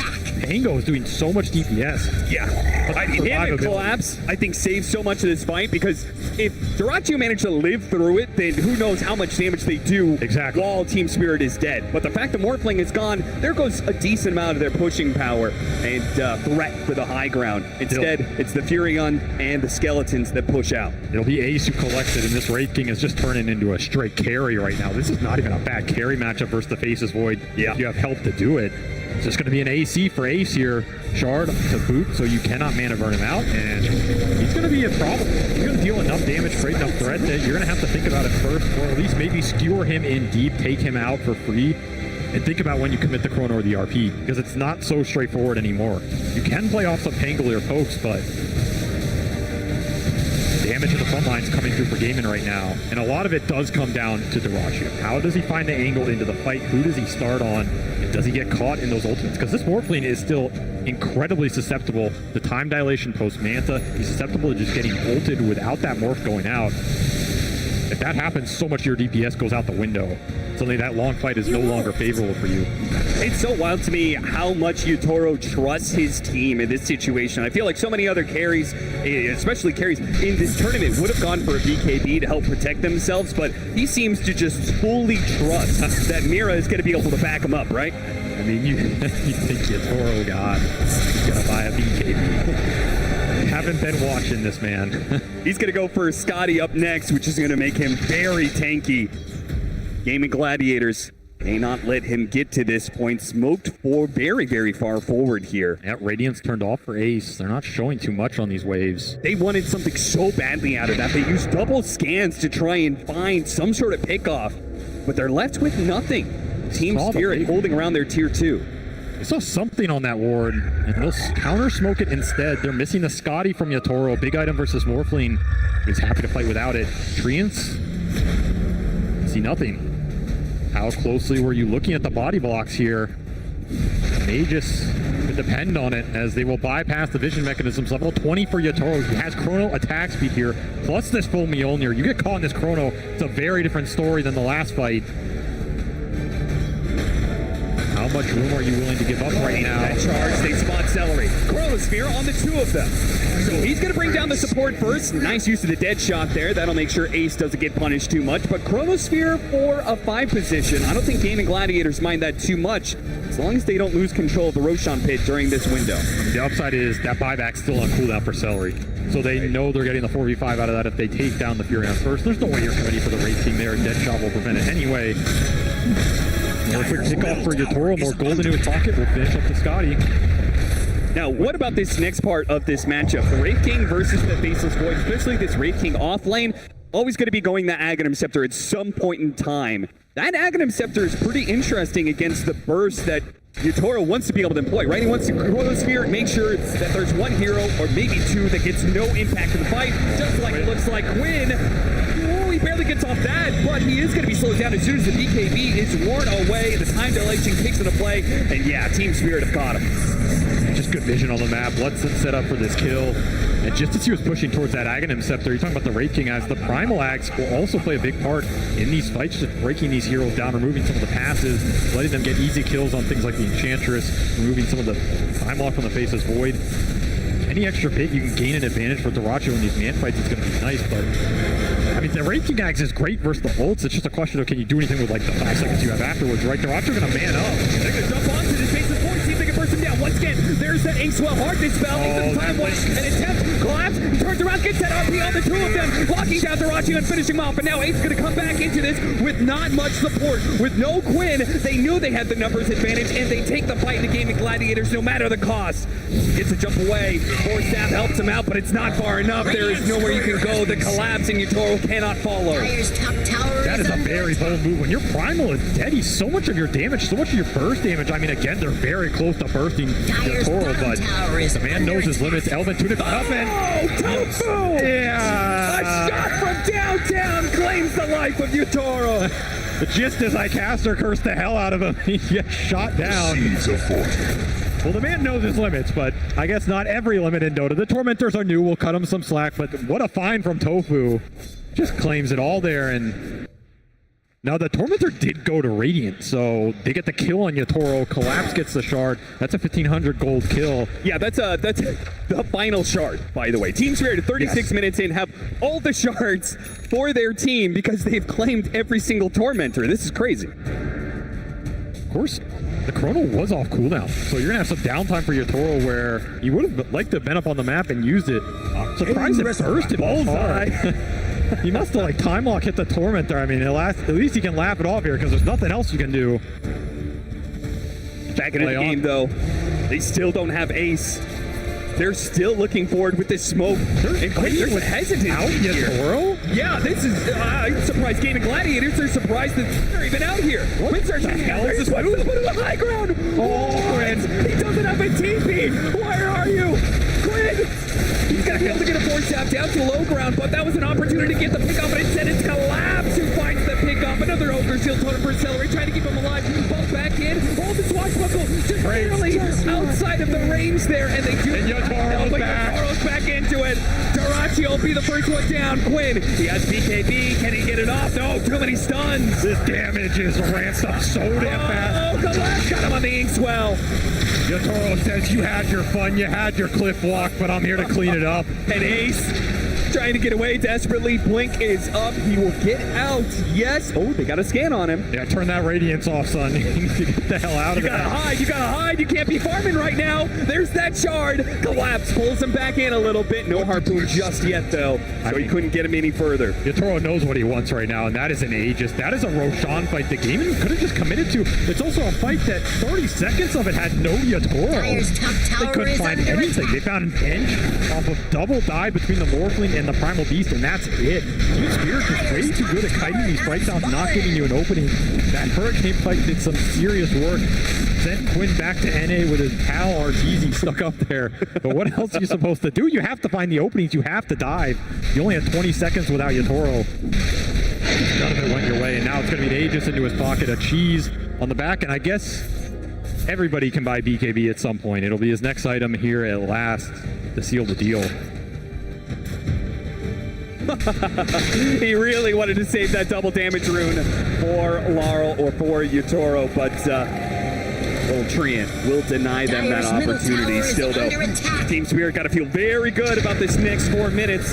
They've been winning a lot of team fights lately, and with that extra life on Yotoro, he's already been very aggressive, leading a lot of the charges for Team Spirit, giving information to Collapse to follow it up.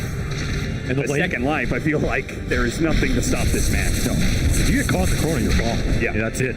Even if you're morphing, I mean, who cares, right? The second you come out of it, you're basically dead. The Zags from Celery can only do so much, and suddenly the lanes are not getting pushed in as deep as they once were because this Empower is just going to work on these cores. They're just mopping it up. At this point, the Skeletons and the Treants are just extra gold into their pocket.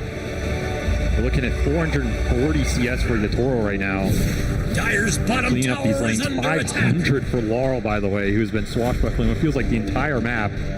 Still having a tremendous game here on the Pangolier. Dyer's bottom tower has Look at the difference in the last hits, man. That is what Empower does. That's what an early Mask of Madness into Radiant's top tower is under attack. Also, all these summons going down the lanes. Dyer's bottom It's tower inflated is a bit, under but attack. extra gold. Now Miro with an Ags. This is a great Dark Portrait game, right? And these soul lines have been landing. There's not a lot to block them. You get the Wraith King, you get that aura going back. It's a great illusion. You get the Morphling. You're going to clear house on the back line. So suddenly, the scale from Team Spirit is starting to pick up the pace on their support. These are scary ones. RP straight up in the top lane. He got caught. Trying to hit that tier 2. You can get nothing for free against Team Spirit. Collapse denies Duraccio that opportunity. Duraccio compliments on the initiation, but the damage is done. Gaimin Gladiators, without their carry for 70 seconds, there's going to be some serious damage coming their way. That just feels like a move it's based on pressure, right? They feel like this game is slipping away from them. They feel like the scale is going to be insurmountable. Duraccio trying to make something happen on the map and find a tier 2. Instead, he will pay the price only for an RP in exchange, which is going to be up pretty much when he's back up. How much do you want to push with this Aegis right now? Level 25 on the Faceless Void already. He already has the backtrack talent. Just going to make that burst even harder. And Yotoro says, this is enough farming. I want to end this game. I want to end it now. How much do you have to take the fight on your high ground? Look at them. They're just trying to catch whatever they can in the side lanes because, well, you don't have a carry, so there's not much point in acting like you're going to defend this mid lane. You have to use Ace's strength. You have to find a way to use this Wraith King Ags and the Radiance Burn. Get something going in the fight over the long duration. That's where the Pangolier shines. And I mean, Laurel hasn't even had to jump in aggressively yet. He's just playing behind his other cores. You have 3 lane racks here. They're going to go for number 2. Dyrachyo, 3 seconds on the spawn. Butterfly completed for Yatoro now. No MKB in sight. You're going to have to do this the hard way. Just charge in and hope it goes your direction. Checking it out, seeing who's TPing in. Toro with the Lincolns. Got an extra life. He's got a BKB in his backpack for that second life. And they've got an opportunity, but collapse. Old Celery out of position. Dyrachyo going to try and use that Faceless Void form to be able to help out, but the Chronosphere goes into work. The Old Scepter not actually grabbing the real one. Io's still up, and he finishes off the Morphling so easily. And now the RP gets the other 2 cores. Team Spirit so clean. The extra ghosts come out from the Wraith King, but doesn't really do anything. Ace just pops BKB on the second life. They do manage to get another pick here on his Celery. He tries to jump forward. They've got nothing left in the tank on Gaimin Gladiators. They are all going to fall. They're going to throw their damage around. The Chief's actually getting popped, and Collapse got a little bit low, but in the foul Laurel goes. Toro, a rampage, maybe a double? No, Tofu's going to deny him that. They're going to call the GG, unless pulled back in. No, this one is a second rampage to finally close it up. I mean, why not add to his total, right? This is the player with the most rampages in a single TI run in history. He will add some more to the stat page here as Yatoro just mops him up at the end with way too much damage. And once more, Gaimin are sitting here thinking, what the hell are we supposed to do against this team? We can't outpace him. Fights. We're losing the towers first. This man's playing Faceless Void in a meta where no one else was really willing. He got you on the Weaver, he got you on the Faceless Void. Team Spirit got you on the Pango on both sides. They defeated the Pango, and Laurel took it into his own hands. I mean, there was so much of that early game where Laurel, he was controlling so much of the tempo, and he knows it too. And the crowd knows it too. They're going to thank Team Spirit for an excellent performance in this game too, but it might be a fast closeout to the night the way Team Spirit looks utterly unstoppable. They are speedrunning this grand final right now, and the scary part is at 30 minutes, Gaimin had a lead in that game. That game was not some super one-sided network stomp, even with a Magnus Void farming it up. It's just, it felt inevitable, right? Like, how are you taking these late game fights, even with a Wraith King Ags, you're respawning just to watch the corpses of your teammates fall right where you were. There's no real burst. There's no real push tempo here. Yeah. Nothing going their way in that game, too. Well, they at least were able to even out the net worth a little bit. There have to be small things that went the way of Gaimin Gladiators. Are there any highlights you can point to? I mean, I think the laning phase was a bit better for them, but the point in their laning phase that they wanted to work the most, that I feel has worked for them all year, has been Quinn on mid. And that lane was the one that felt a little lackluster to me, right? The Primal Beast had a very slow start. He didn't get to use the power runes. It all has to come together. If you're going to beat this Team Spirit team in a grand final at TI, you need to pull out all of your tricks, get all the cylinders firing, and make it synergize at its peak. They have played so many games, having to go through the lower bracket the entire time. Does Gaimin Gladiators have anything left in the tank? Back to the panel. Thank you very much, Cap and SVG. We'll find that answer in game number 3, because right now, Team Spirit is on match point, one more game away from being crowned a second time TI champion. And what a game they did it on here. It was a very back and forth, a lot of fights in this one. We have a little bit of a change on the panel. Stormer, welcome, joining us as well. I want to dive right into it. What did you make of this game? Thank you, Shearer. Yeah, I mean, this game was actually quite a treat to watch for a long time. I think there was some really, really cool plays coming up on both sides. I think Laurel played exceptionally well on his Pangolier. Like, there was like some situation where they went on with 3 heroes and he just barely got out. I think he carried the game on his, the team on his back for quite some time until Yatoro and Collapse caught up. But yeah, well, definitely a treat to watch. Yeah, I mean, for Laurel at least, in regards to net worth, I think I saw a tweet from Noxel where it's like it's the 5th highest net worth of any Pangolier on LAN, and it's like he had Diffusal, he had Links like pre-20 minutes, and it was just an incredible start. He was so farmed. Yeah, so farmed. And it is really hard to top the net worth leaderboards as a Pangolier, right? You usually never see that happen, but it's also due to the Magnus that they were able to play around. They had 3 melee cores with a Magnus, and when the game stagnated, they were just collecting that net worth lead. Every time that Gaimin weren't making any moves or any plays, that benefited Team Spirit entirely. So if you're playing this game to scale, all of a sudden, Team Spirit, they've got the superior team fight, right? They've got the Chronosphere, they've got the Rolling Thunder, they've got the RP, so it made it so that Gaimin Gladiators couldn't ever really look for those fights later on as the net worth lead was built up. Yeah, it felt like at some point both teams wanted to look for the fights. Both teams were ready to fight, but you only want to really fight when you know you have the advantage. And I think, T, that led to some pretty Sorry, hold on. quite cool. But that's some pretty surprising locations where fights were actually happening, because we had both teams trying to surprise the enemy team in final locations. Yeah, it happened a lot. You had in the bot side of the map, you had like this awkward Roshan where Spirit started it, but they weren't strong enough, and then they baited out with the fight. And then we had a pick off onto Primal, and then it's near a Tormentor where Maposhka's just free farming top lane, hitting a tower, and then the rest of Spirit's just slaughtering the entirety of Gaimin Gladiators. So I feel like this entire game was Gaimin trying to construct a fight where they could survive the big spells, while Spirit was always chasing, oh look, we have our spells available, let's just win every single fight, because we know if we have the chrono, if we have the RP, we're going to hit these big spells and just crush every single engagement.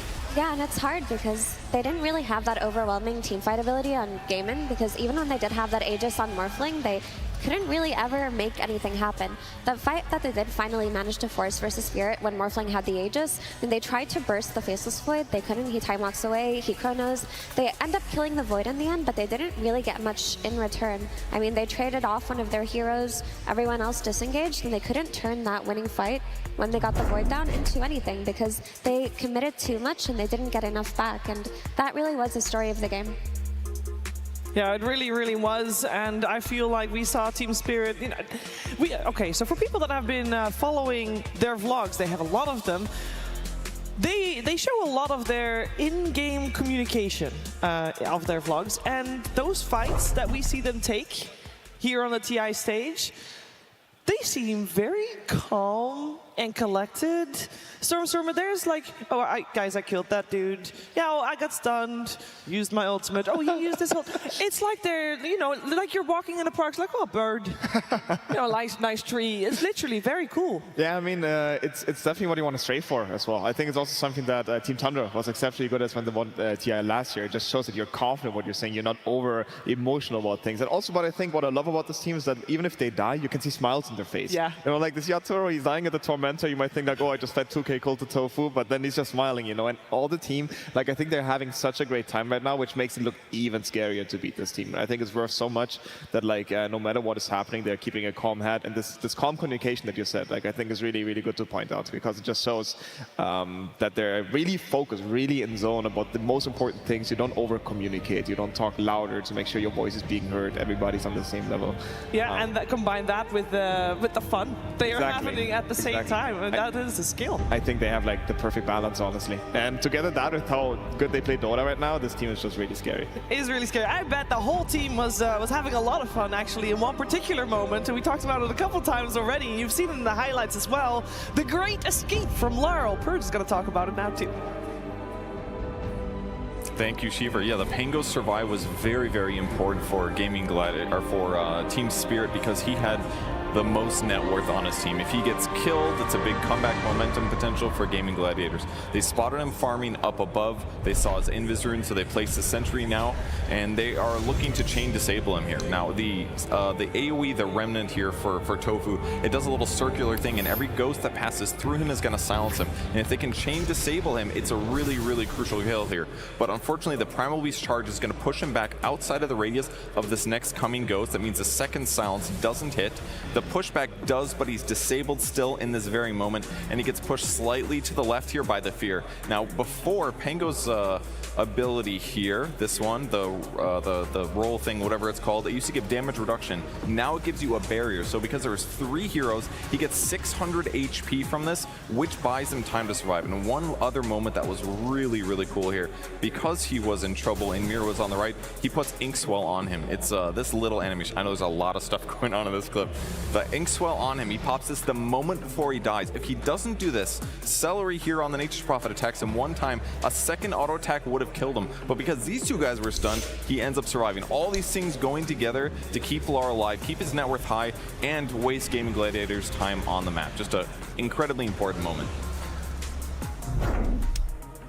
An incredibly important moment for sure, and I bet there were a lot of people in the crowd cheering. I know in the green room people were like, oh my god, he got away from that one. And I think a lot of people around the world and all the different versions that people are watching Dota, we have had people cheering them on. This is from Chicago, where the vibes and the atmosphere is definitely very high. We'll see if we can get a punch on stage. I don't know, maybe not today here, but we can only hope.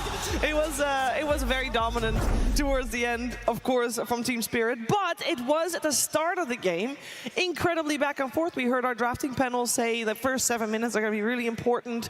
That's what the coach said as well. And Gaimin Gladiators survived that, and it looked okay. They couldn't get that final push to get the advantage, and that is something that they're surely going to work on for the next game, which is coming your way very soon. This particular point, though, T, it's all or nothing right now. They're 2 games down. Gaimin Gladiators has been in this situation before, but that was an online tournament. This is very different. It is, and I'm going to just say that I don't want to see Morphling. You know, this hero is Arteezy got eliminated with it.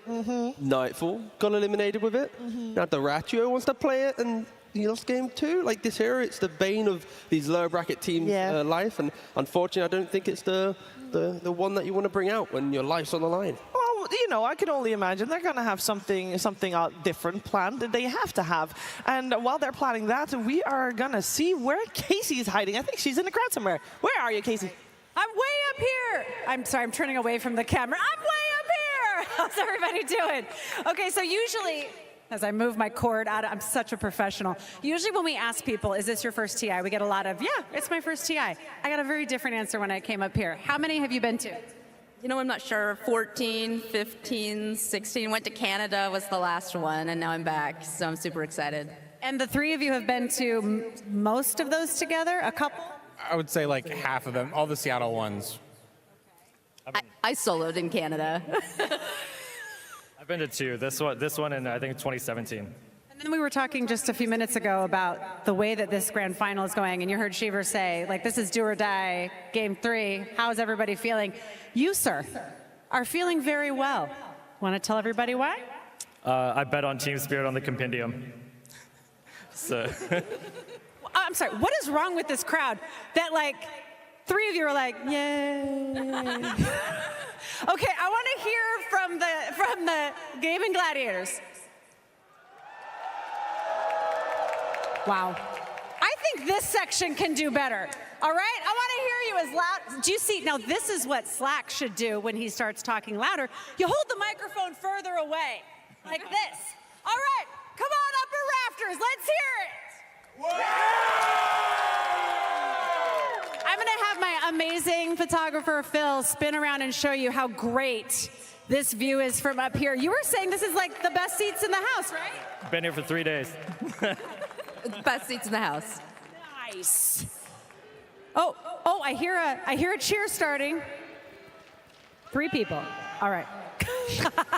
Thank you very much, Casey. I mean, that does look magical. I will say that is definitely one of the better seats in the house, although I must say, there's a lot of good seats. The screens are fantastic. The Dota has been fantastic, but I'm going to show a little bias here. I would really like this series to not be a 3-0, so I'm rooting for Gaimin Gladiators in the next one. And I know all of you want more Dota 2 coming into the Climate Pledge Arena here tonight. And I want to know from my panel, Stormstormer, what does Gaimin Gladiators need to do? I mean, I think, first of all, don't let it get to your head. I think they are respecting Team Spirit maybe a little bit too much as well. They're not showing the same Gaimin Gladiators so far that they showed the entire lower bracket run. You have to remember, this team started in lower bracket and now beat how many teams? 6, 7 teams in a row to get here. I just think they have to get Spirit out of their head and just focus on their own Dota again. Maybe adjust the drafting a little bit and then just, you know, keep the ball rolling again. Get back to your seat. Get back to your seat. I think everybody should get back to their seats right about now because, ladies and gentlemen, we want some more Dota to be played. We have got Team Spirit 2 games up. Can Gaimin Gladiators push them back?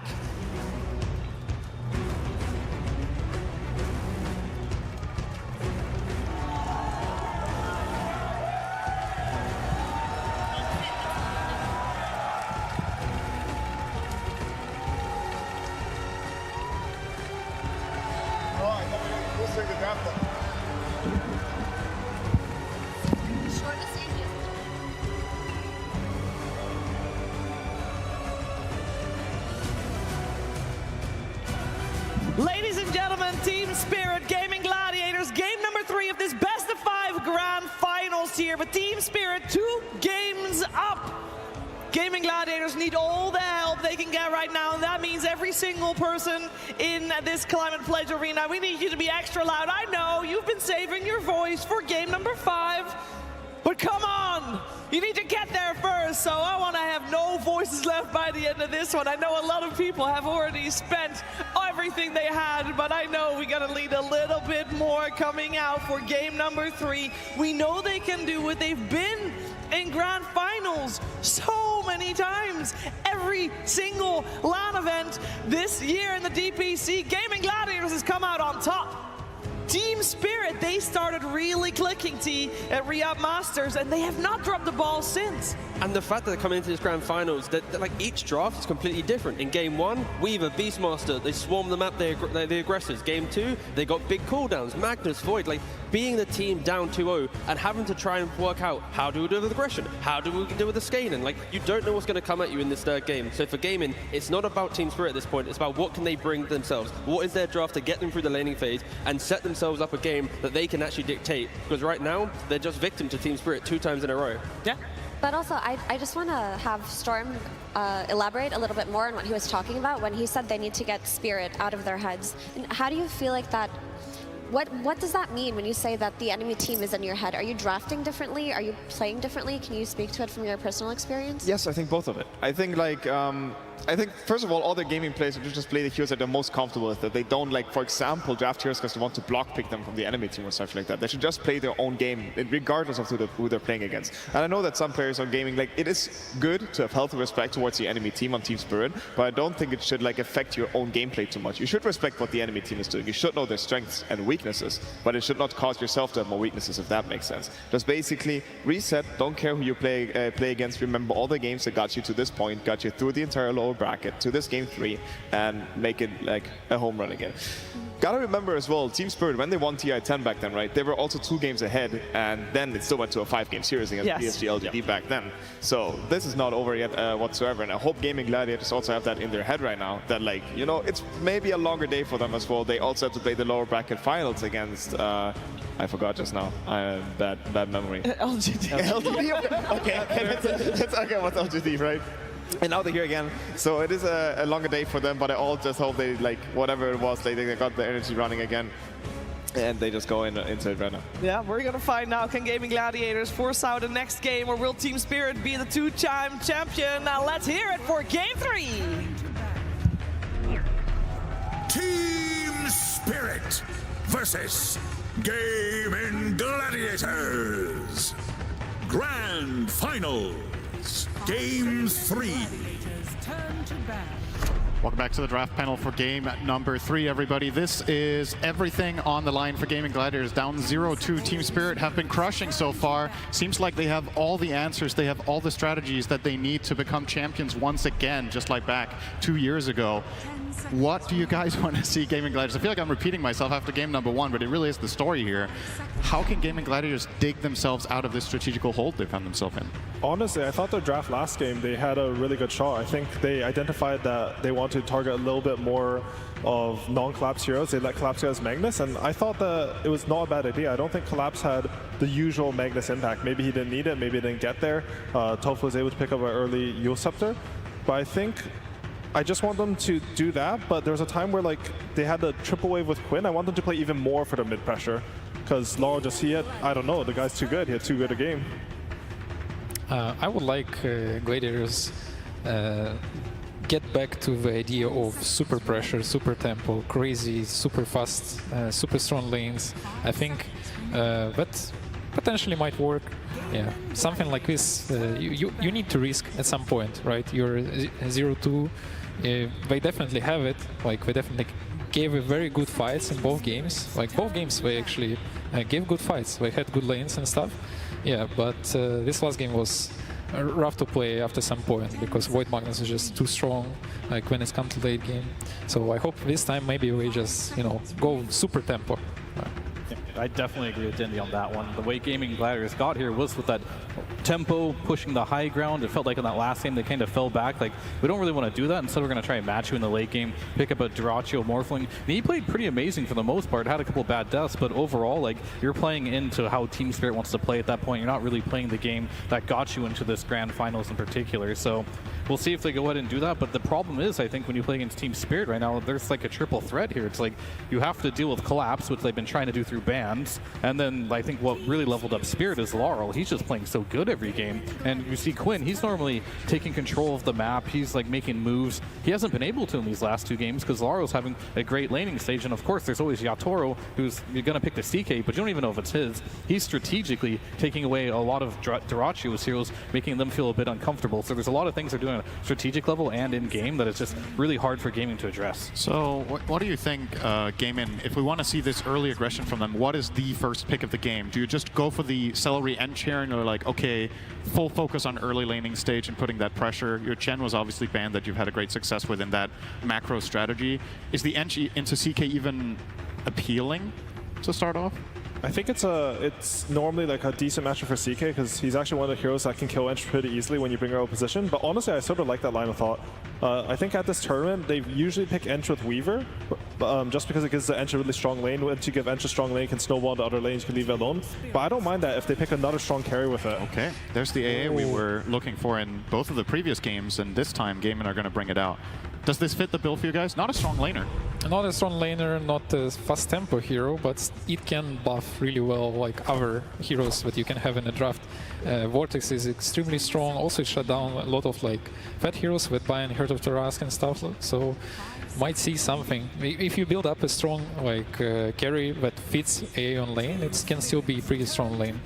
Yeah, I think the hero, he just has a lot of range, so he keeps clicking, right? If the lane is stable and you get to just keep clicking your opponent, his lane's like not weak or anything. He's going to constantly harass on the region.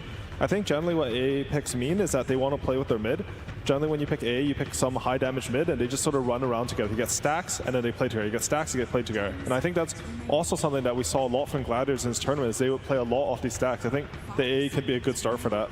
Look at that stat. This is their first time playing the hero this tournament. They haven't brought out the AA a single time, so really digging deep here in the final game, or I say the final game, what could be the final game for them. To look at it from the other perspective, Team Spirit, this is probably a surprise for them, given the circumstances that there hasn't been a single AA from Gladiators. Do you change any sort of approach on the Spirit side? I guess, like you guys said, maybe you want to keep the CK a flex. What are your next 2 go-to picks to make this AA feel bad? Laning stage, I think the last time they ran this, they're probably looking at a Dark Willow for Spirit to lane it. That lane seemed incredibly strong.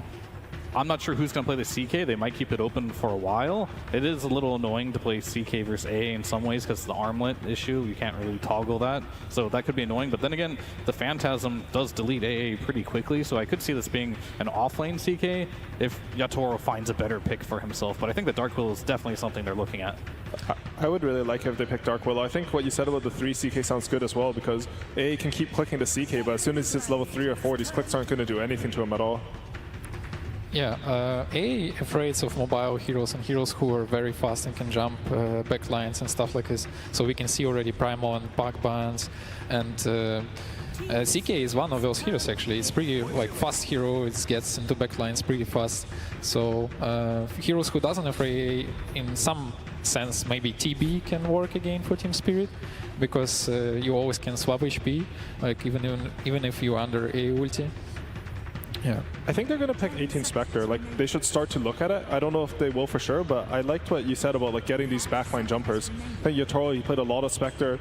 I mean, he played some at this tournament, but he was playing a lot of Spectre in pubs. He always goes for some really high damage builds. He go like Bloodthorn, Manta. Like, he never goes for some like tanky build at all. He just looks to kill the backline.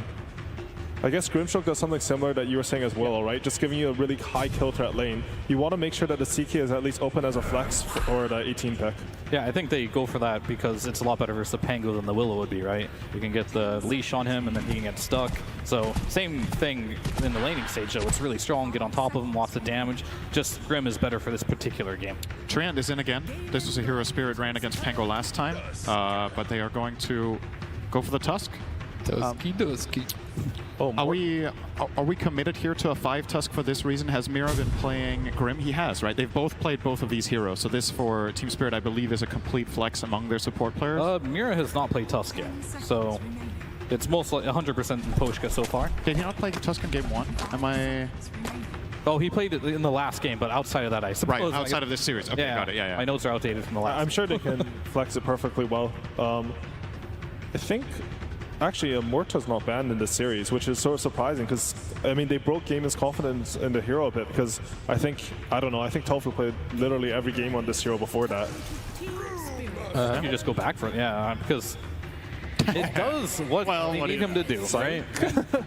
I feel like you just have so many issues with Gaimin's other heroes that you feel like you don't have to ban it because you have to ban so many other things in this game, like the Necro, the Phoenix, the Chen, all these heals, and this is really good banning, I think, by Team Spirit, even the Kunkka. These lineups where you see them group up, be able to push, they're not being able to get them because you have to deal with the heroes that you see in front of you, and some of your best heroes to do these pushes are just being banned out by Team Spirit. So they're going to play the Brewmaster. The only question I do have, yet again, is this Pango too early? Is it too early of a Pango game? Will he have a game? Right now it looks like they only have one answer for him, but I expect more to come. Is there any mid laners potentially, Dindy, that can punish that's left in the pool? Oh, for sure. There is a bunch. Like this hero become not as strong as it used to be. It's actually pretty strong lane still. Like there's the dazzle. Here we go, okay. The lane Punisher. If I decide to put it mid, we can still think about it. It's weird to see sometimes healers picked into A, but I think the purpose is especially like having these insanely strong lanes. They can still do post-free dazzle if we decide, or I don't know, like if Collapse gonna play it or not. I'm curious because one hero that comes to my mind that both teams ignoring, second, I think, all games, is Spirit Breaker, right? We all talked how imbalanced and broken this hero is, and now we don't see it much, because even here I saw, okay, we have Grimstroke, maybe potentially, who knows? There is not so many heroes to stop it, if you think about it. Yeah, I can see the Spirit Breaker, especially since I think there's like a mechanic with Brewmaster where the Brewlings take the creep damage from the charge, so you actually kill like over half their HP even after the Brewmaster's 20 time. One interaction with the Dazzle versus A that I think swings the matchup a little bit is you can actually permagrave someone if they get AA ultied. As soon as you hit 18 on Dazzle, so it's not as much of like a, oh, they can all in no matter what with this AA on one target. What do you guys make of Spirit's approach to dealing with Gaimin Gladiators, which, I mean, if you look at the Gaimin lineup, it seems very teamfight-centric, right? You've got Pango, you've got Brewmaster ult.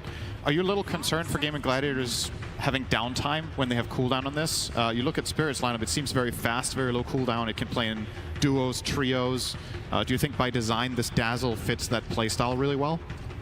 For sure, and I would add up here that both previous game and this game so far, what bothers me in Gaimin Gladiators draft is we don't really have saves in their lineup. If you look at Team Spirit lineup, we already have 2, and usually on like middle game, late game, this is one of the most important things that you have in your lineups. So not only like big cooldowns like on Brew or something like this, but also like saves. I think it's often can be like game changer. Speaking of saves, I think Gaimin probably needs to ban Centaur in this game. This could be a really good hero. Like, you see the roll come out, you see the split come out. Some Centaur Stampede could disengage that really well. I think they need another hero that... I'm just kind of looking at Yatoro's hero pool. I'm not seeing anything much better versus the Brewmaster than the CK right now. Potentially it was like a Morphling, but then you're playing versus AA, Weaver's banned. It's like a Night Stalker. Carry? Yeah, I think Nightfall pulled that out a couple hits. I could actually see Yatoro playing in a game like this. It's actually a really good Night Stalker carry game. Agree on that. That looks amazing if we go for it. It's very hard to play with this lineup so far against Night Stalker carry. You don't have so many reliable stuns, I would say, on Gladiators yet. Like, you have a lot of some skill shots that you need to aim, so it can create a problem. Yeah, also, by the way, Grim is also safe if you think about it, right? His shard is used so efficiently at TI so far. Yeah, we saw it in the last game as well. Like, I guess the only question is, like, they probably are wanting a ranged hero because you have Tusk potentially 5, and I don't know if CK Tusk lane is gonna cut it. I guess they could do it. I think just because they see the AA, they might feel like they can greed it out. Like, they have a 5 that doesn't really prevent the carry from getting all in, and that can't protect themselves. So you can like play for the kills in lane with something like a CK Tusk. I could see them just go for the range route with the Tusker 5 though. I think they'd have really strong lanes that way as well. it seems like Gaimin Gladiators have the same mindset with this Dawnbreaker ban, right? This is a hero combination that we saw other teams run earlier in the tournament, the Tusk Dawn as a dual lane, just absolutely obliterating weak 5s. So it does seem like Gaimin are still in that mindset of this CK is going to be the carry. But as you guys pointed out, I don't even think CK Tusk is going to struggle here unless that the carry last pick from Gaimin really solves that lane. AA does not like this matchup. Honestly, I just like this last hero from Team Spirit to sort of solidify their team fights. I feel like right now they actually have a chance that they'll get run over in team fights. I think Pango, Brewmaster, and Mortar are all really strong versus heroes. Oh, okay. Space call. Well, it was time. Bendy wanted it, he got it. Oh, it's a beautiful lineup here. Spirit Breaker Grim looks very scary, very scary. Also, it's BKB Pierce once again, which is very strong in a lot of situations. Yeah, I think the carry pool, I think the Troll being banned and the Void kind of can signify that you want this CK to be your carry. So they're going for that offline route, not going for the Centaur, going for the Spirit Breaker, which Brewmaster, I guess you have a Dispel, which helps a little bit against that if you can get it off on time, but we've seen time and time again in the late game, it doesn't really matter. You have like a BKB, Octarine Core, and like a Refresher Orb, so you can't really deal with that. So this has been a Collapse special throughout like the entirety of this TI, and he's really good at it, and it looks pretty scary here. I will say the Gaimin's lineup, it looks pretty good though so far. I think whenever you play against Dazzle, having that AA is really good if you can ever commit on him. Then we have the Spectre. Gonna round it out with the Spectre, so giving maybe some skirmishing potential to Gaimin Gladiators. You have a carry that can join globally. Was this just a matter of, okay, there's nothing left? Is the lane going to be okay? Yeah, honestly, I'm really worried for Gladiators. I feel like every time I've seen Spirit Breaker have a good lane, this hero's like the most unreal imbo of the patch. Yeah, Spectre A is one of the best combinations in the game for ages, and I don't think anything changing in that, because both heroes complement each other very well. But at the same time, the lineup on Team Spirit looks crazy in late game if it's the game D-Ways.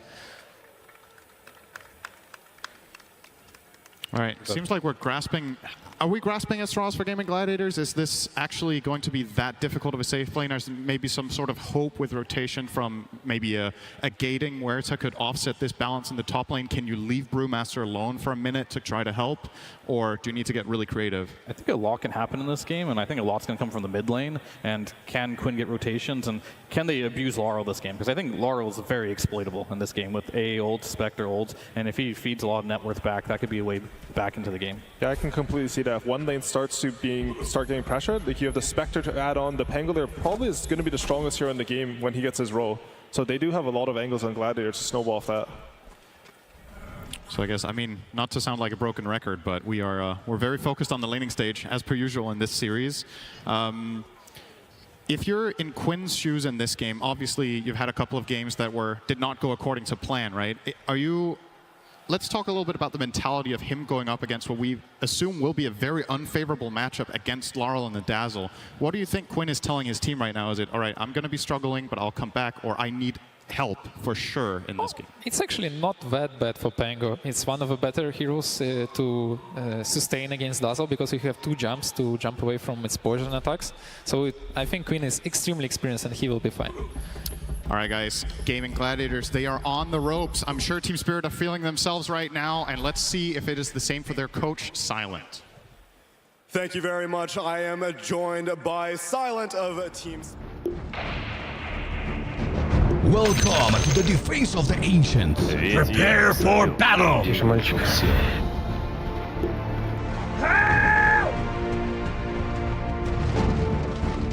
Ты молодец.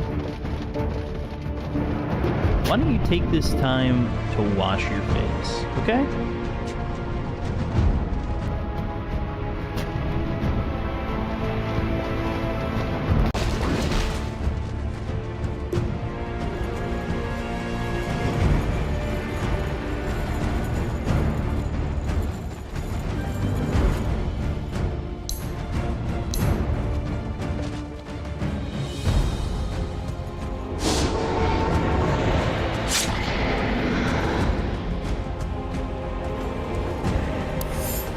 Seconds to battle.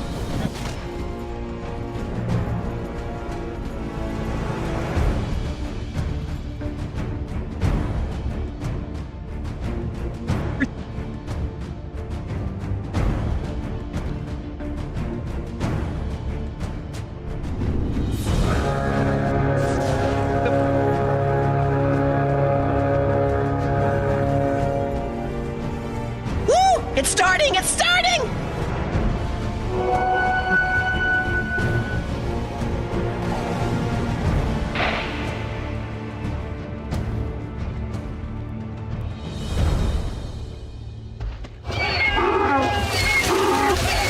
The Dusk is always ready for a fight.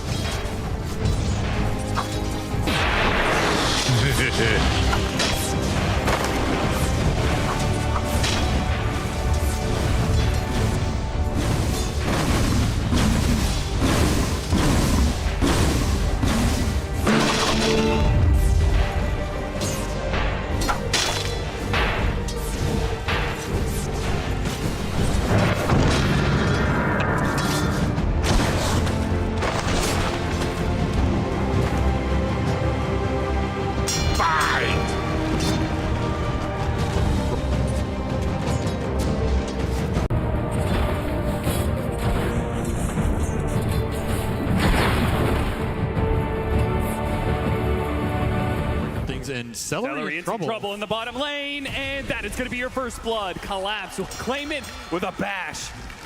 Of course, a little luck goes a long way. A classic Team Spirit strategy going back to their first TI victory in a career boot. Courier pick off as well. Look at that. Duraggio even like taking himself outside of the lane to block the hard camp because this lane is already going a little bit awkward for them. The mid lane's not looking much better. We're 12-4 on Larl over this melee. Range versus melee matchup. It's not a fun one. You should expect the Dazzle to win, but Larl is already taking commanding lead. And then we've got your Toro, 11-2. Now the Brewmaster is keeping pace, but he's certainly not slowing down the carry of Team Spirit. So Gaimin Gladiators got to be able to hold this momentum a little bit further here. Bit of damage onto Ace. They're turning it back around, but Tofu's here to be able to help him out. Nice shot to get the extra bit of damage on two heroes. Yeah, double proc, win the war of attrition. I think these silence can go fine for Gaimin over the course of the lanes. They don't look too terrifying to me. I think the Brew can fight back with the help of Morta. Just a very tough hero to trade into. That mid lane is what I'm worried about though, right? It's Dazzle versus melee. I mean, Pango has some escape mechanisms, but if you get some roam going through with the poison adding up, it can be deadly. Every single time Celery wants to be able to stop that hard camp opportunity, he does risk getting gone on by Mira and Collapse. This time around, he's fine. The shard inadvertently kind of helps him out as he's pushed underneath his tower. Just try and get as many pulls off as you can in this lane. Boost the XP up for both heroes as they both really want and need it here. You're not going to be able to shut Collapse down, which, I mean, that's a worrying factor, right? A Spirit Breaker with absolute free farm, it's going to have a fast Midas, is what Collapse is going to have here. He's going to have his choice. And it'll be quite powerful going into that mid game. So you got to be able to strike back in these small skirmishes, get the ults up, particularly the Brewmaster Primal Split, the Rolling Thunder here, very powerful spells if you can get them fast. And of course, A Blast coming in on top of it with Vortex amping up all this magic damage and put that mini haunt to use on the step. Real quickly, want to give a shout out to our observers, our hardworking observers who have been keeping us through this entire tournament. Ace, maybe in some trouble here. Maposhka, he's trying to dodge all of these ghosts. He doesn't want to lead the calling. He'll take that extra bit of damage to try and risk it, but he does end up falling as a result. And now Ace, he'll have some helping in from Tofu. Beautiful dead shot to push him back in, and Gaimin Gladiators, a very clutch fight there for them. Tofu and Ace get a big win in their off lane. That's the strength of the Morta dual lane that they're looking for. This is why this hero's been a first pick for them for a lot of these series. They're very confident in what Tofu can do on it in the early game. And now he has some roam options. I don't think you can leave Ace in the 1-on-2, but if you can get some breathing room like this and look towards mid, maybe you can get some damage poke, help skew this lane back in Quinn's favor. Because he is still getting known. 31-10 on Laurel, almost doubling Quinn up here. He got the Courier as well. Quinn with a slight misstep will hurt his regen fairing. That just means more pressure going to build up between Laurel and his melee foe. Just not much you can do against the poison touch here. Yeah, this is looking like Quinn kind of needs one of his supports to die just to refill that bottle, and Celery may grant him that wish. He's going to get a double blood grenade before he goes, so this may be a fair trade-off if Darachu can claim his life, and he does manage to get it. It puts an early level into that Desolate, and it's just the added damage they need. Honestly, I think Celery's okay with that. Solo XP for Darachu on a Spectre. He gets to collect all these creeps under the tower without any pressure. Pretty happy about that exchange with a very defensive-oriented lane where, what are you doing aggressively with AA Spectre? It's all about getting farm and XP down here. And there's that TP rotation to fill out Quinn's bottle. And try and help with the 6-minute rune.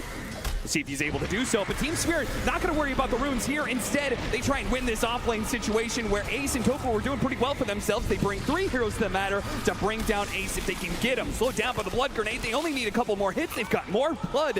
Where that came from, apparently, gives them over that Lotus, and that's enough. Evasion with the haze, enough for Ace to just walk it off here. I lied. They do care about that power rune because they brought Collapse to secure it. Not just that, but also the kill on Quinn. That's just going to secure the double check for Laurel. He's going to walk all the way top and get himself a shield rune. Putting this matchup to good use, giving Quinn a taste of his own medicine here with the roam. Maybe not expected out of the offlaner, but that is a hell of a rotation from Collapse and gets a lot of momentum going into this Dazzle right now. And this is a pressure point you're going to have to respond to. This is a hero that scales very hard in Dota right now. Pretty strong early game for Team Spirit. They're going to look to try and fight back, but Quinn with a nice rotation, just eyeing Yatoro up here all alone. Will get the hit back.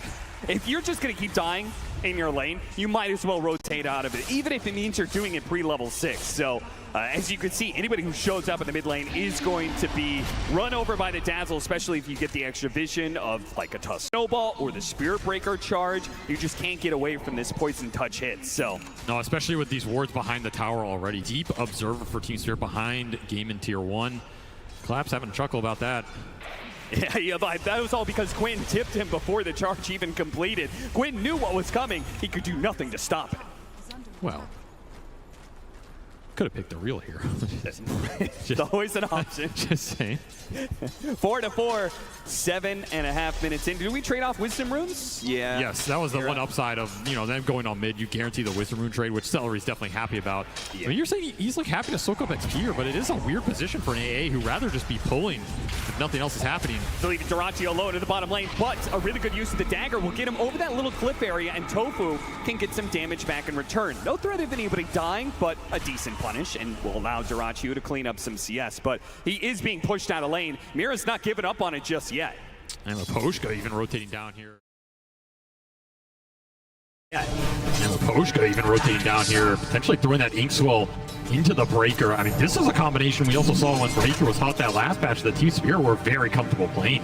The Inkswell Breaker across the map, giving you the guaranteed setup. This is what the CK is designed to help facilitate. Push the lanes in with CK Illusions, be a ghost on the map, and all of a sudden you get one pickoff and your map just collapses, right? Well, on the flip side, Gaimin trying to do something similar. You can set anything up with a Primal Split or the Rolling Thunder, then suddenly Darachu could come in and clean house. This is a smoke designed to find Yatoro, but nobody's calling Yatoro. And juke him out with a Phantasm. He sent it back instead. Quinn and Ace will fight down on that, but it doesn't matter too much that bait. They still get some pretty good damage onto the tower. One thing to note about that Inkswell combination with the Spirit Breaker. Oh, I thought they were going to go on to Mira, but Mira's going through the portal. They don't have a stun to stop him. He gets the other side. Darachu pursues. Dagger does hit him. Yeah, he's pretty damn slow, and he's going to hit him with another dagger. Mira, he needs the help from the Spirit Breaker. He has a snowball to buy a moment.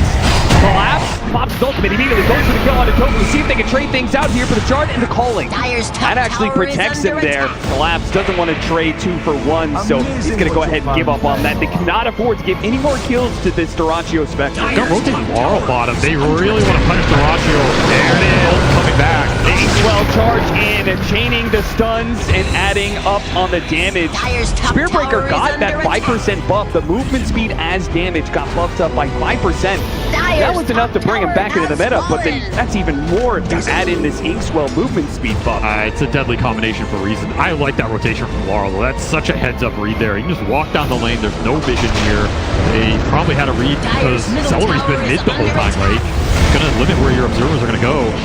It's a really cheeky kill on the Spectre. Nice shard to buy some time. Good driving by Quinn. Gets around that little speed bump in the way. Hopefully Taracho can finish him up, but not quite. No, Giles Gray comes in for Law. Perfect timing there. Quinn does manage to get some decent damage on Toro, and he's here. He makes the difference. He makes it so Team Spirit can no longer fight bad. It's an overwhelming amount of team fight that he'll put to work to bring down Yutoro, and it looks like he's going to chase down Mapochka. Mira really trying for this one. He might just get himself killed in the process. Will it be good enough? Mapochka still dies, and sure enough, Mira, he's going to be in trouble as well. Good use of the shard, blocking him out, but he still falls. Cannot stop Gaimin Gladiators as they bring all five, learning from Team Spirit perhaps. The only way to beat these guys in a team fight is you got to bring everybody to the table. And that's why I think this draft feels a lot better for them to play. They can connect the heroes a lot faster. The Spectre facilitates that at a tremendous rate. And then Ace is just on a hero where even his lane phase wasn't spectacular, which it has been this game.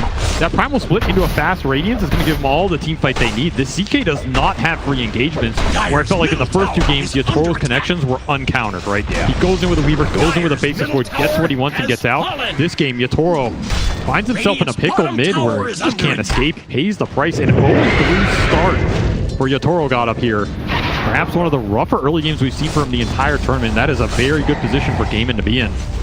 Going to shut down a lot of the pace.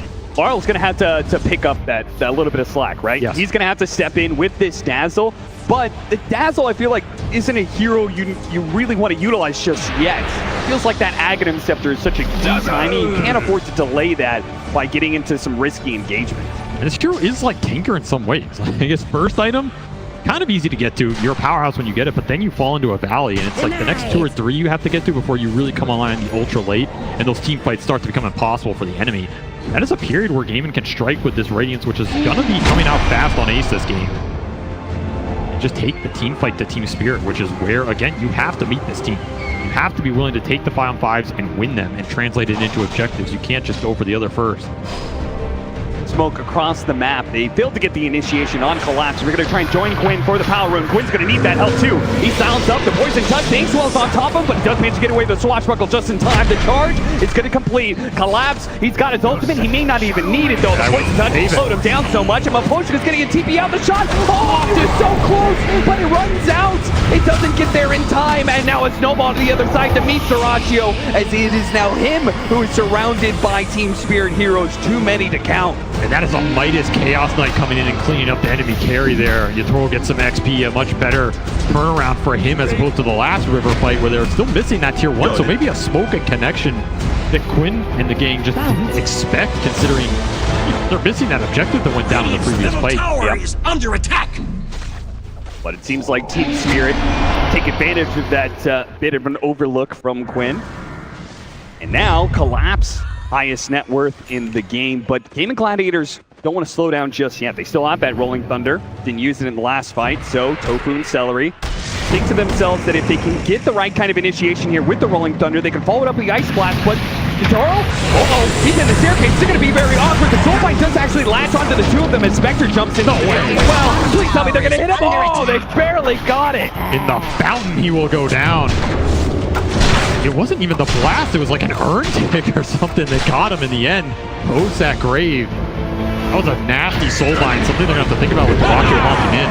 They will find the big pick. Ace is so close to his Radiance, he could not afford to get picked off here. So the first sign of danger, he uses his Primal Split. So you can see the Spirit Breakers, pretty good answer to those Brewlings. No threat of dying here, but something to think about later into the game. I mean, normally the Dispel and Tornado is a problem for this hero, but is under attack. Doesn't look like it so far. And like you said, Radiance 300 off for Ace. He just wants to get his big item and get the farm rate going. Still having a very good game on this Brewmaster. Yeah, considering the Lone Druid game where he was so close to the Radiance for so long, I don't think he wants to risk that happening again. I mean, Radiance is an incredibly powerful item in this meta. It's better the faster you get it. In a lot of those games, Ace just didn't get it at a time where he could take the map or the fight's over with it. This is going to be a game where he has a very good chance to do that. As Yatoro still behind, right? Yep. This is a double Midas lineup for Team Spirit. They have one on the CK, one on the Spirit Breaker, which, you know, has become the de facto build for the XP getting to the late game talents. It is going to slow the team fight presence down. I really feel like if Gaimin can get a fight going in the next 2 to 3 minutes here, they're pretty favored, especially with Diffusal and Radiance coming out at the same time. This is a huge damage power spike. You want to get something going with it, and you want to get it going now. They go for it. The Radiance is complete though on Ace, but they know the Primal Split is on cooldown. Now, this is a beefy target to just go into. especially when you don't have the global ability to connect. How much does Collapse think he can chunk through here? Tofu just left him alone. Tofu was needed to be able to disrupt this combination, but now Ace is left alone, speeds himself away. Somehow the Inkswell didn't go off in time, but Maposhka didn't pop that one. Darachi was like, okay, now it's my opportunity. Hello, Maposhka. Oh, almost got him with a fear shot there on the left-hand side, but Maposhka still dies. Collapse in trouble, has a charge instead, off to the TP out, but that doesn't make it. Calculations not on point here. Yeah, he could have just charged the other side of the map. Maybe he didn't have a good target, but it was a mid-wave. He will collect a 3x streak off Such an him. important kill too. Gaimin Gladiators with the Ice Blast on top of Laurel. Now, Collapse and Laurel, who were very much needed to be able to buy Yatoro time. Now they've both fallen. And now you're invading enemy triangle. This is where Gaimin want to strike. They want to strike hard on the map right now. Gain a lot of the momentum in this game. They have the supports to follow up on the core initiations. They have a crap ton of damage in the tank as long as they can see heroes. And with Darachi able to join any of these goes, suddenly this map has collapsed pretty fast with Team Spirit. And Ags on the Dazzle.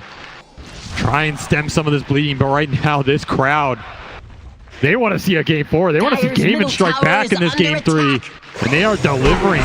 Yeah, I'm not even convinced those are all Gaimin Gladiators fans. They might just be Dota fans who want to be able to see more from a grand finals between these two teams, but it's still a long road ahead for Gaimin Gladiators because they're only 2K net worth up. They take some timings, yes, but they still have to worry about the double hand of Midas.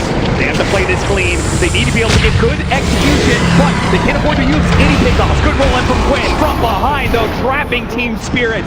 Shot goes out, looking for more. The Dazzle was shown there. Quinn getting in front of him. Blocks him out with a swashbuckle, slows him down with the inhibit from the diffuser plate. Allows Darachi to do the damage. He pops the shallow grave. Laurel, he really wants to finish off Quinn. Will he get that kill? The poison touch. He's got a regen. A Lotus given over to him as well. Good plays from Gaimin Gladiators. Give him the extra bit of regen he needs, and now he can pop the regeneration in his bottle for a full heal. Max efficiency right now. All Team Spirit can do is cut some waves with their double Midas heroes and go late. Because right now it is all Gaimin on the momentum chart. A full Vessel was completed very fast here from Tofu. That even gives you more damage. Vessel plus AA Blast is nasty in these team fights when you're throwing the vortexes down, particularly versus Dazzle, who wants to just heal through with the inverse waves and get that going. Yeah, you've got Dazzle, you've got the Inkswell heal that, would have been a factor if it wasn't for all the anti-heal they have, and then also the Chaos Strike, that light steal that the Chaos Knight is so dependent on. And there is no downtime for this lineup. Look at him, burned out of mana. They try and give him over a little bit, see if he can charge his way out of there, but he's silenced up on calling, trapped on the corner, and then they use that Storm Panda to be able to catch more. Laurel is going to die as well. The Dazzle getting no footing in this game. Ace making his presence felt, and this was with a second item, Boots of Travel, so this isn't even some early core item. Maposhka looks like he didn't have a way back to the base, so he tried to skirt on through Gaimin Gladiator side of the map, but he was spotted, and he will be brought down. This Brew Spectre combination working wonders right now as Ace is 5-0 and 10. Completely unstoppable. And you can't bring the CK in to really help you here. The Brew is just great versus the hero with the Radiance Burn, the AoE miss. He has the evasion that Yatoro can't pierce. And not to mention his ult, and you can go in start messing up these CK illusions. Yeah, but Radiance and the Dispel, yeah, Chaos Knight's gonna be... So, I mean, you have to just wait until Yatoro's ready to fight, I think. You have to split the map with the Breaker, and this is where Gaimin can continue to try and pick you off, put the Vessel to use, put the Radiance to use. And of course, Darachi, he's on a hero that doesn't have to, farm up some crazy stacks, doesn't have to go in the fight first. He can just farm the defensive parts of the map. If nothing happens, he's still happy. We got a Spectre.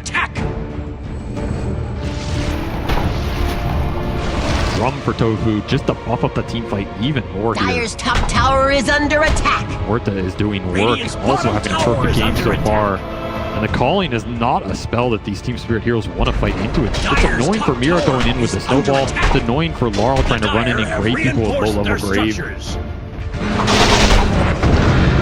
fight is very obnoxious right now. It's going to collect a free Tier 2. So, with Tier 2 at 19 minutes for Gaimin Gladiators, they can actually take away that outpost. Got a pretty good chokehold on the map. They desperately need now is just not to slip up anywhere, not allow Team Spirit an opening. They're building up this net worth lead. It may become insurmountable as long as Team Spirit doesn't pull anything sneaky here. The smoke up is slips right past Team Spirit. The high ground ward immediately spots Maposhka, and Galaccio recognizes that that is the hero he wants to get first, and the dead shot bounces over to Yotaro, and hit by the Rolling Thunder. He's trapped, caught, and there's nowhere to go from there. Too many disables on the side of Gaimin Gladiators, and they have way too much damage. They need the BKBs on the side of Team Spirit, but they're not going to get them anytime soon. He had it. Oh, he had it. Yeah, that was a BKB. He disassembled and bought. He just didn't want to pop it. He didn't have Phantasm. There's no turnaround there. Yeah. He will choose to save it for another day. That is the 5th death for Yotaro here, who is yet to make a single kill in this game. Hey, there's the Dazzle play, though. 20 minutes on the dot. They're going to use the Couriers to use the Aghanim Shadow Wave. He could solo up that. That's the better shard I think they were hoping for. Oh, yeah. Inkswell shard from Maposhka going to be pretty damn nice here. Try and dispel these melee heroes when they go in. Still, I feel like if you're Team Spirit, you're trying to wrap this game out right now. And that is a big paradigm shift from games 1 and 2. Yeah, how do you wrap, though, against a Spectre and... Well, you got this Quinn. He is running around with a Pangolier. You're not going to be able to solo in a lane for very long. It only takes a few seconds for Gaimin Gladiators to spot the opportunity to jump onto an Ice Blast, not even needed. Tofu has the damage necessary to kill the support by himself. And the really nice thing about what's happening right now for Gaimin is this Spectre is doing an amazing job protecting their wards. One of the biggest things you have to combat when you play against Team Spirit is the vision advantage. They had it a lot in Game 1 with that Dream Protector. They've used it pretty damn well in Game 2. Here, it's Maposhka trying to get out, get vision for the team. The team ward these aggressive obs that are doing work for Gaimin because they know they're there. They're getting content. Yeah, the cooldown's just so damn low by the time you're back up. By the time you run there to try and gain anything, they're ready to jump on you again. And yeah, I mean, there's always a little Spectre bias in the win probability. I think that's fair to say. But this is the best Gaimin has looked in this series by a large degree. They're continuing to build the momentum. And he can continue to build the single target items since Ace is built the Radiant, so he can just focus on being able to take out a support in a second. He's going to build into an Orchid up next, so now if you're spotted anywhere on the map, Galaccio can guarantee that the Grimshoke dies, or the Bus dies, or maybe even some of the cores. He's going to pop it here, looking for Mira. Just get the vision on him. They'll spot him now, and there it is. They jump immediately. Snowball trying to put to work, but it just means he's going to be dragged back in. Does manage to get a shard, but unfortunately, Galaccio doesn't care about your blocks there. The Ice Shards does nothing when he has free pathing. Spirit just bleeding out right now. They have no answer to the Spectre on the map. Their supports are way too squishy. They don't have an early aura buy. There's no Beastmaster or anything to help protect the backline on the map or help them get lanes out. All three of these cores are just building for themselves, right? There's damage items into BKB. Two Midases that are still trying to get the work done. Labs will try and find a pick off on Tofu, and this will combine with Maposhka, so they strike back a little bit on the map. Much needed. And finally, they're getting some deep vision out as well. You look at these dire obs, it took Maposhka a while, but these are some visions they can play around at least. So, of course, the second you get spotted... It's Maposhka somehow doesn't get spotted by Quinn there. And they have to charge back in. Are they really going to try this a second time? He's got an armor rune. He's so much shield he's got. Maposhka's just going to stay hidden here. Charge canceled by the Spirit Breaker. Rolling Thunder very far away. He's just going to initiate from 3,000. Yeah, because at any point in time, the Spectre can join him as soon as he gets that initiation, but they don't quite catch him. The Ice Blast is going to be stretched out. Yotaro may see an opportunity to turn this around. Yeah, he's going to go for Galaccio here with the Snowball. Hitting him down. There's so many heroes. They dispel out the Phantasm, but Yotaro himself, he will bring down. He will use his own hand to take down the enemy carry. Now looks to finish up these rulings if possible. Gaimin Gladiators trying so hard. The last one is going to die. Double kill for Yotaro, and they turn back for Celery. A blink away from Quinn. He cannot afford to get caught here, but he doesn't have a TP. If he gets spotted... They scanned him. They know. On the scan. Uh-oh. Quinn's going to be in for a rude awakening in a second here. He just needs his blink up, and he gets him by the disco. Clock will go to the side, but they have the silence on him. The ghost remains with Quinn. He tries to go for a roll-up play, but he's got nowhere to roll away to. Stuck in the corner, get some good damage from Swashbuckle. Too many heroes. Really nice scan to finish up that fight, and I mean, a little overextension there under a tier 2 gives a really good fight to Yotaro. He's dispelled a lot of the illusions, instantly dealt with some of the DPS, but Inkswells, the shards, all these little spells adding up, and of course Galaccio going down first.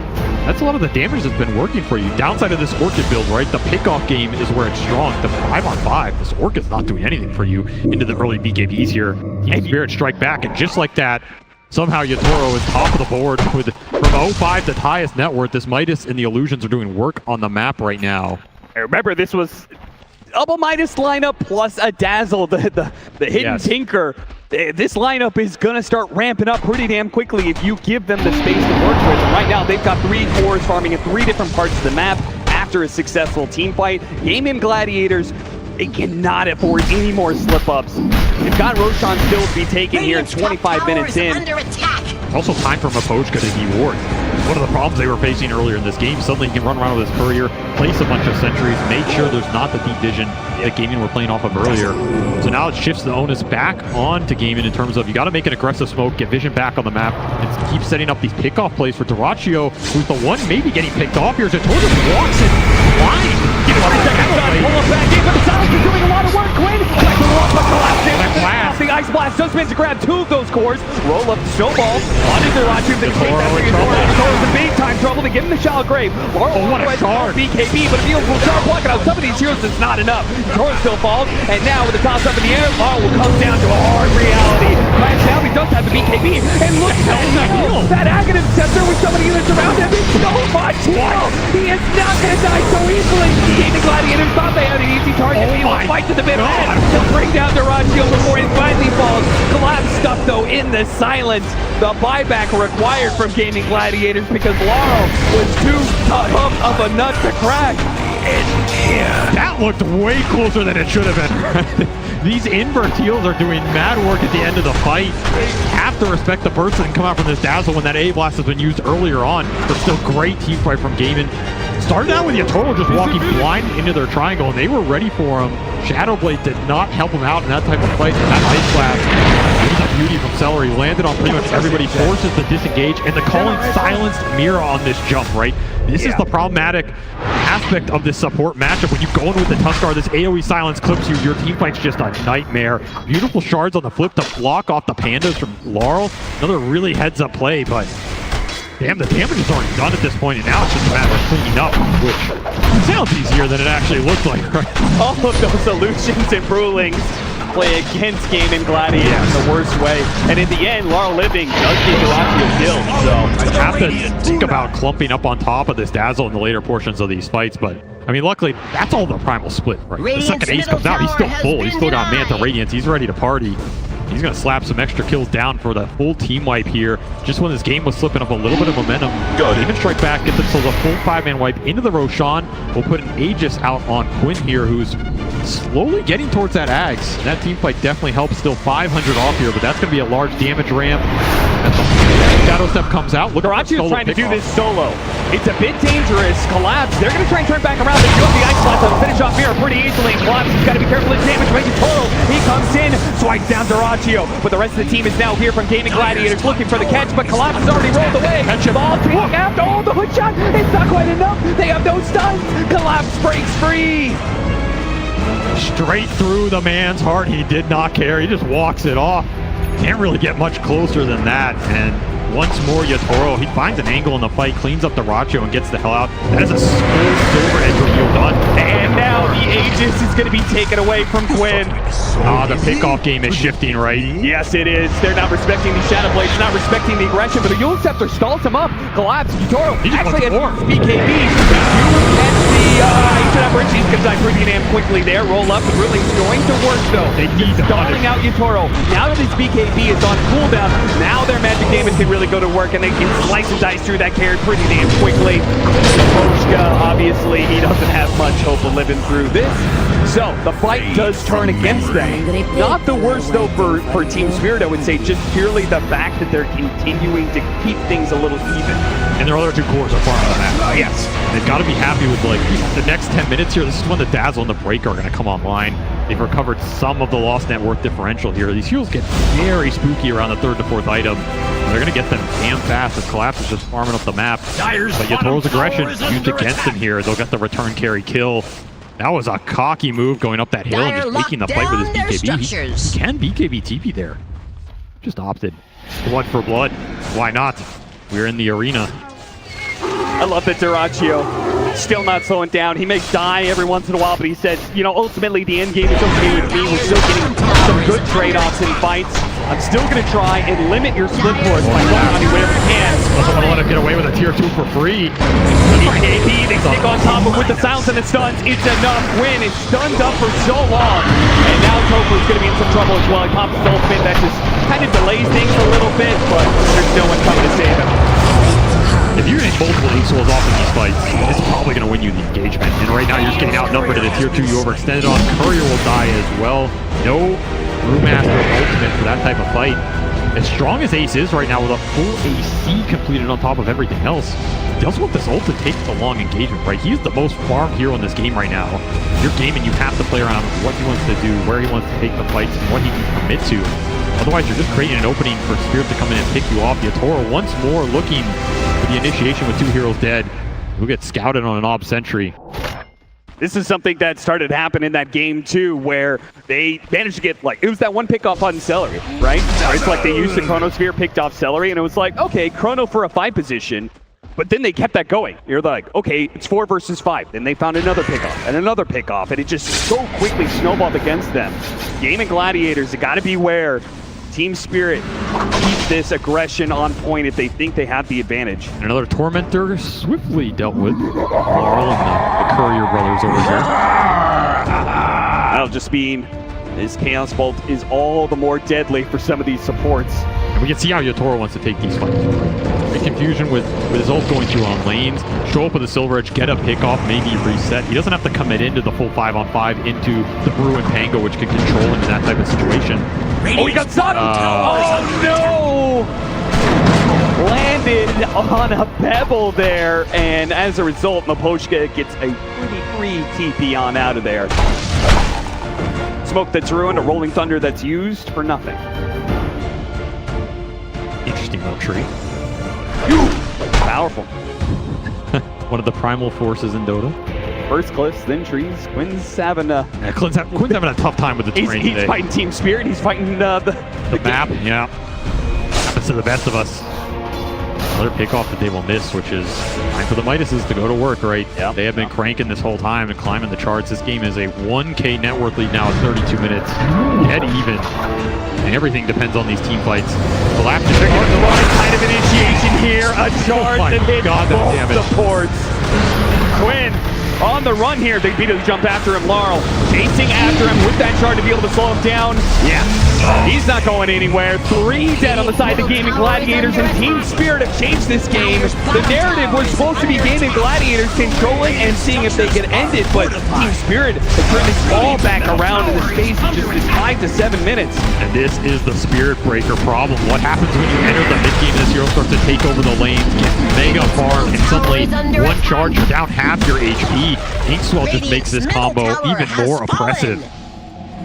The only real answer is you just start the fight on your terms with the Primal Split going in with a Haunt and delete the supports. Create a situation where you have numbers advantage, and even when the charge comes through, you don't care because you have the longevity and Ace to deal with it. If you're just getting caught in the open like that, death sentence. Right now, Collapse is just running the map, literally. He's getting 6-slotted very fast. And the question is, do you have good late-game answers to the Spirit Breaker here if you're gaming?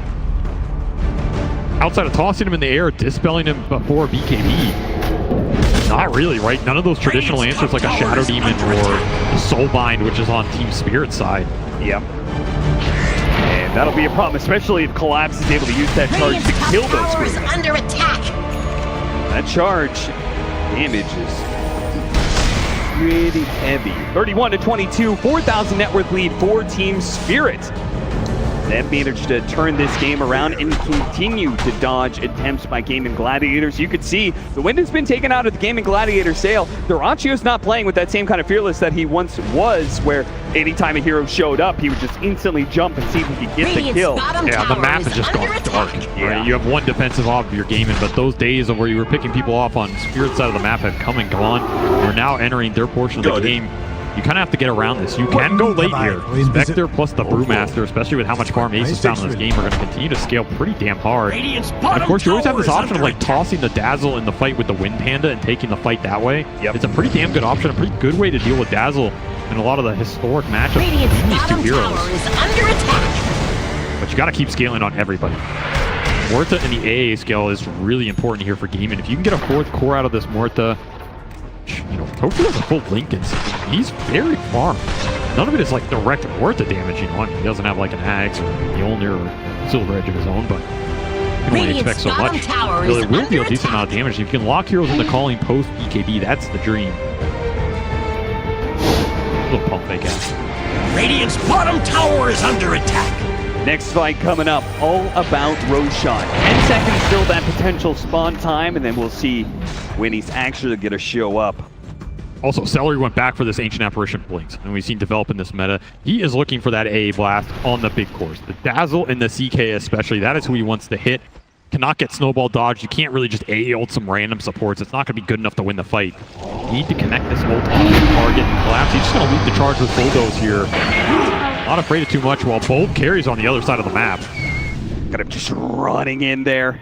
This is a fight without Yatoro. Oh, that ward somehow slips past detection. Oh, no, he's got it. Breaks Lincoln, gets him with the Dispel on the Gold Scepter, but it's going to cost Celery his life. He does have buyback. He's going to play for it. Quinn off the mark there with his blink in, trying to hit some heroes, but they've already popped their BKBs and are resetting a little bit. Celery, he's going to try and walk back into this fight. He's got to be careful, though. He may get caught by Collapse. He spots him. Found the A again. Tower. Yeah, that Ancient Apparition's gone. No more Ice Blast for you to be able to use. Ace has to use his ultimate. He knew Yatoro was gunning for him there, and he could have been chain stunned up. Now they back away. Primal Split being used. If they can get everybody out, it's a dream for Team Spirit. Collapse is making that momentum, though. Pushed back by the Void Panda. Now hit by the Orchid. If they can kill Collapse, that'd be great, but he has so many kid spells and so many heals. Spirit jumping in, going for the back line. The Pango's been caught, and Yatoro, he destroys him so instantly. Now turns his damage onto Daraji. Oh, the charge. By Collapse. A charge on through Tofu. He does manage to get the Void Tap down to low ground. Does get a dead shot onto Collapse, but he's still pretty damn healthy, and they can't turn this one around. It is all Team Spirit, and they will feast on the Brewmaster last. Team fight decision making just off the charts here. I mean, the kiting dealing with the ult, they just make it look way too easy right now. And so many charges going through from Collapse. He is looking for the high blast, and he will get it here. That was a fight for Roshan, but it is now a fight to hit high ground. I mean, that's a fight for Aces. Uh-oh. What are you going to do if you don't have the buybacks or you're not willing to commit them right here? You don't even have the Primal Split of Aces back. He doesn't even have the buyback. You are short. Swing. Short on so many levels right now. Collapse even ulting a Brewly because he knew the Lincoln was going back up on Tofu just to get back in there and get another charge through. Speed is absolutely exploding here for Team Spirit as they are sensing potentially a second Aegis going their way. One Lena Barracks and a Roshan to take. Team Spirit, they still have time on the clock. 30 seconds left on the Brewmaster's revive. That is more than enough to get this Aghanim Scepter and a Crystallis. They were winning that fight. Now they've got like 10,000 more gold of items to be able to use. Some Aegis and cheese and all these other items flowing in. Now you've got a Grusha with an Aghanim Scepter, Silver Edge fully complete. They are creating too many problems. You can't deal with any of them. Level 25 also coming out on Collapse, so even more back on top of the Ags. I thought this Spirit Breaker was causing you problems before. He's going to be causing them double now. Just no control for him, and he's way too tanky to try and burst. Daracho is just not doing enough single target DPS at this point. You're going to need one hell of a long, drawn-out fight. Oh. Team Spirit. Crazy. They're up 2-0. In this series. They're down in this game 3. They have a 5% chance to make it back in. Sure, they could just give it up, say, well guys, it's the best of 5, we can give them one, but they claw their way back into this game, are now in a commanding position to potentially 3-0 the challengers in Gaimin Gladiators. That is what makes this team absolutely terrifying at this point for them. I saw everybody, all these teams talk about it, right? If you get ahead of this team, what does it mean? It just means when they might beat you, it feels even worse. Right now, this game has turned itself on the head, as you said. Over 20k lead. Aegis up for 4 minutes. It'll be up to Yatoro in terms of whether he wants to push the high ground during this interval and try and end this game. He feels like he needs even more. There's still a lot of room to grow here. They did finish up an Ags on Maposhka as well, so now you can start to get some Dark Portraits in the mix. Just add even more chaos and confusion to the fight. More damage sources. Yatoro. Quinn, blink it away. No fear. Can't get caught. Otherwise, that is welcoming Team Spirit into your base. Charge completes half his health. Fuel Scepter is going to be used. Nicely breaking with that Lincoln's, but he didn't use that Bulldoze towards the end there. These are just free. They have the ways to get Collapse out every time. There's a Lincoln's, there's a Swell, there's Forstaff's Grave. Boy's gonna take the first down. Oh, man! Before you can even complete the sentence, he's already gone. They do have an Ice Blast, though. That's pretty well positioned. Duracio's already cleaned up the Grimstroke. It's not too bad, but Duracio, he needs to get out of there. Oh, my God, that's so much. Buyback from the Spectre. Too much damage. Spectre has to win this now, but he has to be able to pull up that Dazzle. They have to be able to take away this Aegis at the bare minimum. Surely they have to go for more. They have to risk it. Collapse is going to charge on through to make sure you can't sit up on Yatoro. Now Yatoro will turn back around on you. He's ready for that fight. He pulls back into Duratio. This could be it for Gaimin Gladiators unless they find a way out of it. Quinn's dead next. Now Duratio, a dive back for him. Oh, Tofu's pulled back in.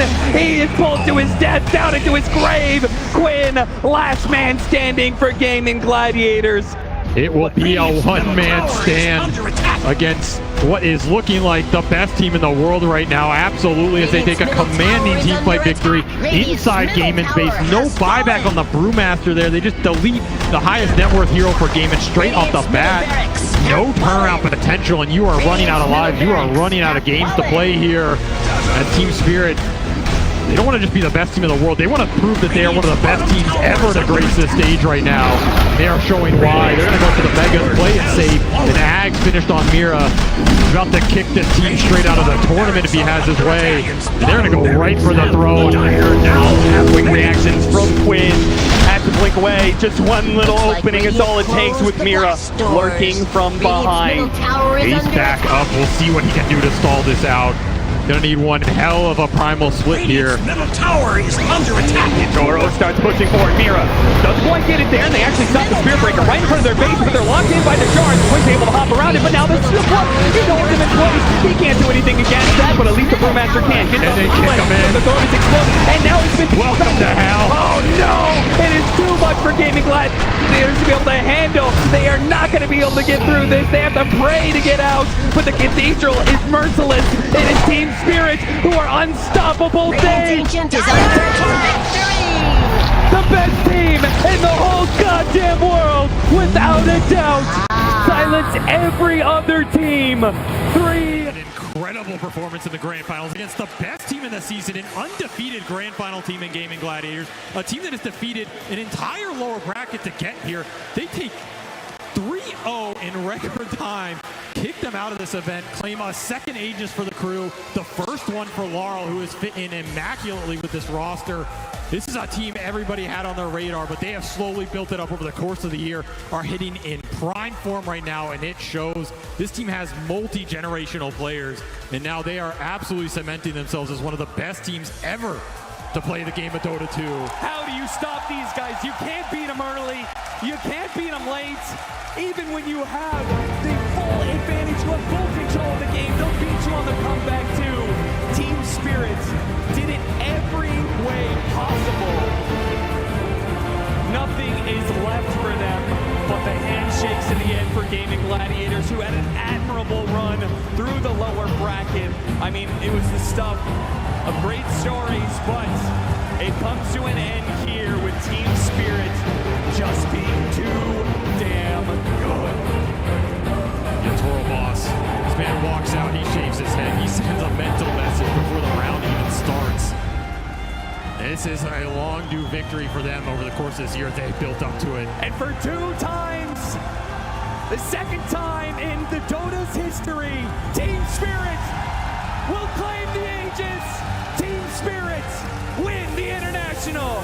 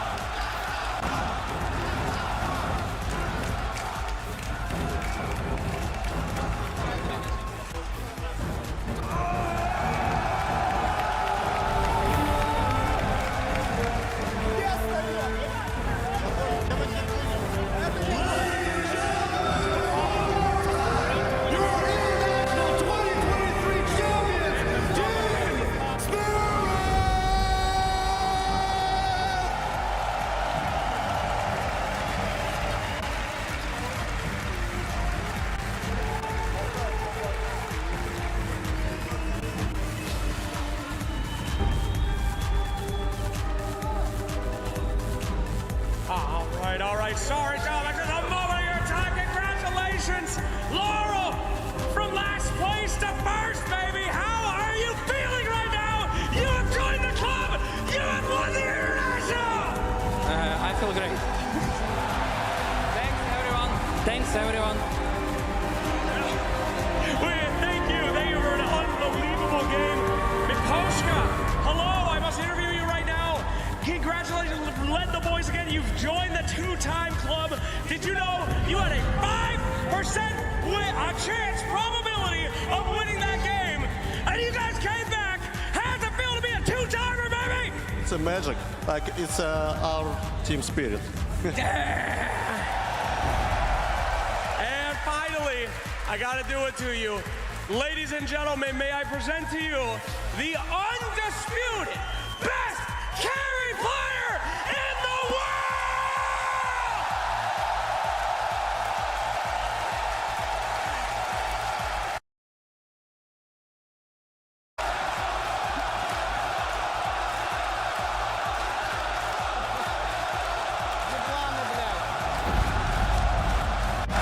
Thanks.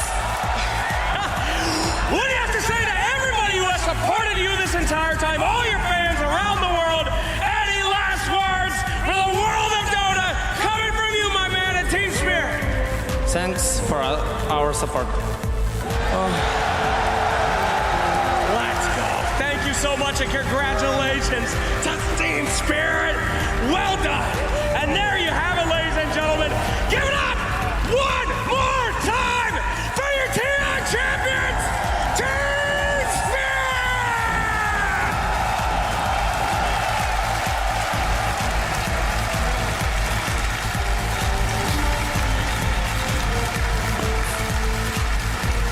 They have done it! 3-0. Team Spirit demolished their opponents. They left no space for Gaimin Gladiators in that grand finals, and this will be a moment that will go down in history. One of the most dominant teams in Dota 2 history. Gaimin Gladiators came close, but Team Spirit, the ultimate raid boss, selfies need to be taken. That Aegis will be pictured a lot tonight. I'm joined here by Lacoste, Effie, and T-Gov, and we're here to talk to you about everything that we missed. If we missed anything, I don't even think we missed anything. I think Team Spirit, Lacoste, they are amazing.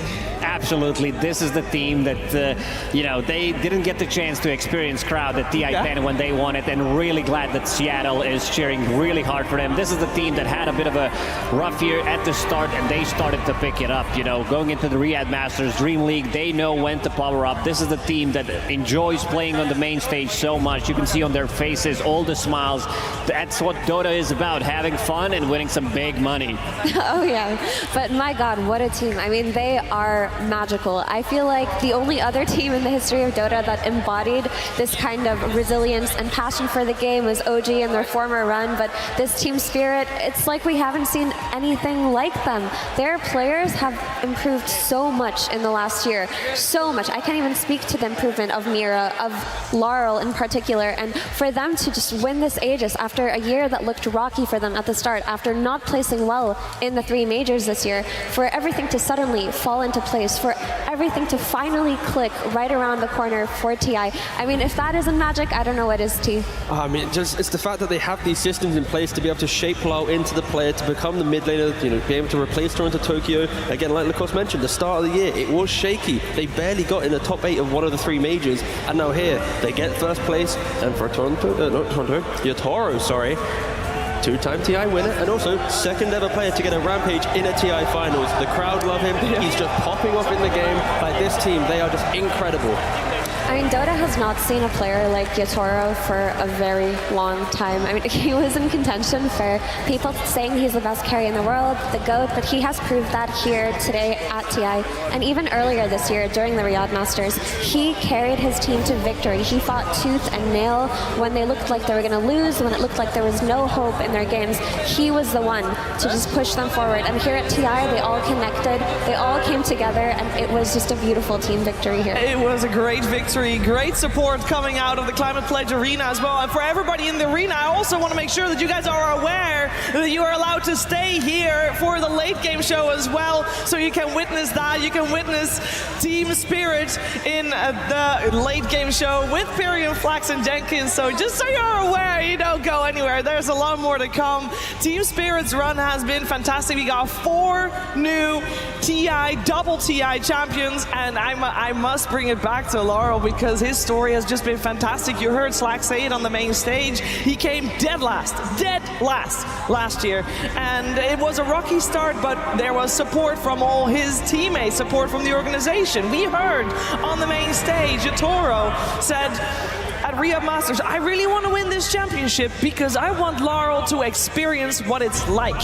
And that he did, and then he went to take on the International with the same squad, and I can't believe they did it here as well. And they just did it in such style as well. Like, they've played so many different types of games as well. Like, they're not just doing one thing the entire time. They are, every single time they approach a game, it's a new way Spirit approaches to beat their opponents. And I don't know, it's just the most commendable way to win it. And sure, it was a 3-0, but it was a 3-0 in style. And yeah, Team Spirit, like they believed in Laurel when you know, getting that last place at TI, and also some big shoes to fill. This guy, he's nuts. Every single game that he played, you could see that he's powering up. So throughout the tournaments, you could see that he can be toe-to-toe against some of the best mid laners in the world, and now he is the best mid laner in the world, crowned, immortalized. Absolutely, what a story. And I mean, for Laurel to play in this team, like Lacoste mentioned, the shoes were big, the nerves were there, and every time Team Spirit performed badly, he was blamed. There was mass criticism from the fans, mass criticism of Laurel from the community. People were begging to have this player replaced, but the other members of Team Spirit refused. They believed in him. They said that they think he has the potential. They said that they trust him and they know that he's their mid laner. And here we are at TI, he's won it. Yeah, immortalized on his dazzle at that. I just want to take a small moment to just iterate the wallpaper every time as the heroes that won TI. We have Chaos Knight, Dazzle, and Spirit Breaker as our boards on that wallpaper. I think, Tigo, that is the perfect embodiment here. Oh, it's so beautiful. You know, just Spirit Breaker, you know, just next year, we're going to have to remember this beautiful cow just in the good times. The good times will be remembered for a very long time to come. I also know that the average age of players here, this might be a random point, the average age of players playing at TI is around 23 years old. Yatoro is 20 years old. He won his first international at 17. Now his second international at 20. Lacoste, I mean, It's not this to think guy about. can continue going. He pretty much played for only one team, Yellow Submarine, which kind of turned into Team Spirit. The other members of the team, Laurel, who started to play professional Dota in 2021, collapsed. He only played for 3 teams. Mira, only 2 teams, one of them also being, you know, just predecessor to Yellow Submarine, and the veteran Miposhka leading the team. You know, so you have this mix of a new blood and also some veteran player that's going to lead them to the victory. I mean, the key thing here is the future of Dota is bright, right? Like, when you think about the players here, they're 20 years old, 22 years old, and they've only been playing competitive Dota for, what, nearly 4 or 5 years, some of them. Like, these are the ones lifting the ages time and time again, and it's like, yeah, it's just so good to see. And also, I just want to highlight the support duo of Team Spirit. I mean, we've talked about Laurel, we've talked about Collapse, we've talked about Yatoro, and these are incredible players, but Miposhka and Mira are the heart of this team. They are the backbone of this team. They play so well every game, and their praises go unsung because it's so hard to shine on a team with someone like Yatoro, right? But they're so consistent. They're there with the saves, they're there with the lanemans, they're there with the pressure. They do everything right, and they have done everything right this TI. Yeah, and for Miposhka especially, we know that his first recorded professional results were in 2015, but he's been around for a very long time, Lacoste. And this guy, this is his second crowning achievement at such a successful career. Absolutely, this guy is just amazing. You know, whenever we get the chance to talk to him, like the insight that he gives, of course he doesn't want to reveal everything. Maybe after TI we're going to see in some of these vlogs. This guy is just a rock of the team. Like, you can rely on him. He's going to be carrying the game on some of his signature heroes when it's necessary. This guy is just a menace to play against. And he has that, you know, compassion that embodies a leader in a team like this. If you've ever interacted with him or heard him speak of his teammates, he views them so fondly. He's very calm. He's not the type of person to lead with anger, to lead with a form of aggression. He's one of those captains that just leads through friendship, and as cliche as that sounds, that is who he is. Yeah, and it bleeds into the team as well, because when they're even behind, when they're down, they're still smiling, they're still having fun. Like, how often do you see a pro team when they're, you know, backs against the wall, they're still enjoying the game? Like, team spirit throughout this entire journey, not only were they the best team, but they just enjoyed every single moment, and it's why they're able to be so successful. At TI10, they won first 2 games, then they lost 2 games, but this time around, TI12, they made it look very easy. 2 games were complete, you know, obliteration coming up from Team Spirit. In the 3rd game, 4%, and they still managed to come back. Dota Plus, not really. You know, Team Spirit, they're all against the odds. 4% it was, by the way. Yeah. 4% to win that. That is, whew. Yeah, that's fantastic. I mean, the game was very close. It just shows a lot of character that they were able to beat back Effie. Exactly. I mean, this is the spirit of this team. This is what they embody. They are determined. Even when they're playing with a net worth deficit, they never play like they are. They play like they're always in the lead. They play like there's always a means into the game. And you've heard from the teams who have lost to Spirit or won against Spirit, they always say, regardless of winning against this team, they exhaust you. They make you tired. They fight for the entirety of the game, for every inch of the map. And I mean, that's why they're here. That's why they lifted the Aegis. That is why they lifted the Aegis through hard work. They worked really hard this year to get to the point where they were on their team synergy and on their Dota, of course, as well. They went through the upper bracket. They only dropped this entire TI run, road to the international and all. They only dropped 2 games, T. Only 2. It's just crazy to think about, and especially because like the group stage, it was so clean for them. They dropped a game to Virtus Pro, a regional opponent. Yep. Dropped a game to Liquid as well, and then as soon as they went against LGD, I feel like they just leveled up. And of course, Yatari, I mean, he shaved his head. Like, did you expect any other result today? Sacrifice was made. I mean, he is the most successful to-go bald pro player ever in the history. People have followed in his footsteps, failed miserably. He has 2 times in a row done it. Bam, Listen 2 wins. He's the only one who can wield that power. Okay, Yeah. this power exists within Yatoro's realm. It's not something for other mere mortals to shave their heads and win TI. But on the topic of one more player, I do really want to give my commends on Mira his flowers, because I remember after he won TI10, he did a few interviews where he said that he felt like an imposter. He didn't feel good enough to be a TI winner. He didn't feel like this was valid. He didn't necessarily get that sense that he was one of the best players in the world. So now that he's a 2-time TI winner, I really hope that that imposter syndrome can go away, because he's proven it not just to himself, to his fans, but to us, the Dota community, the rest of the world. Yeah. They need to update this picture. I'm sorry. This is unacceptable.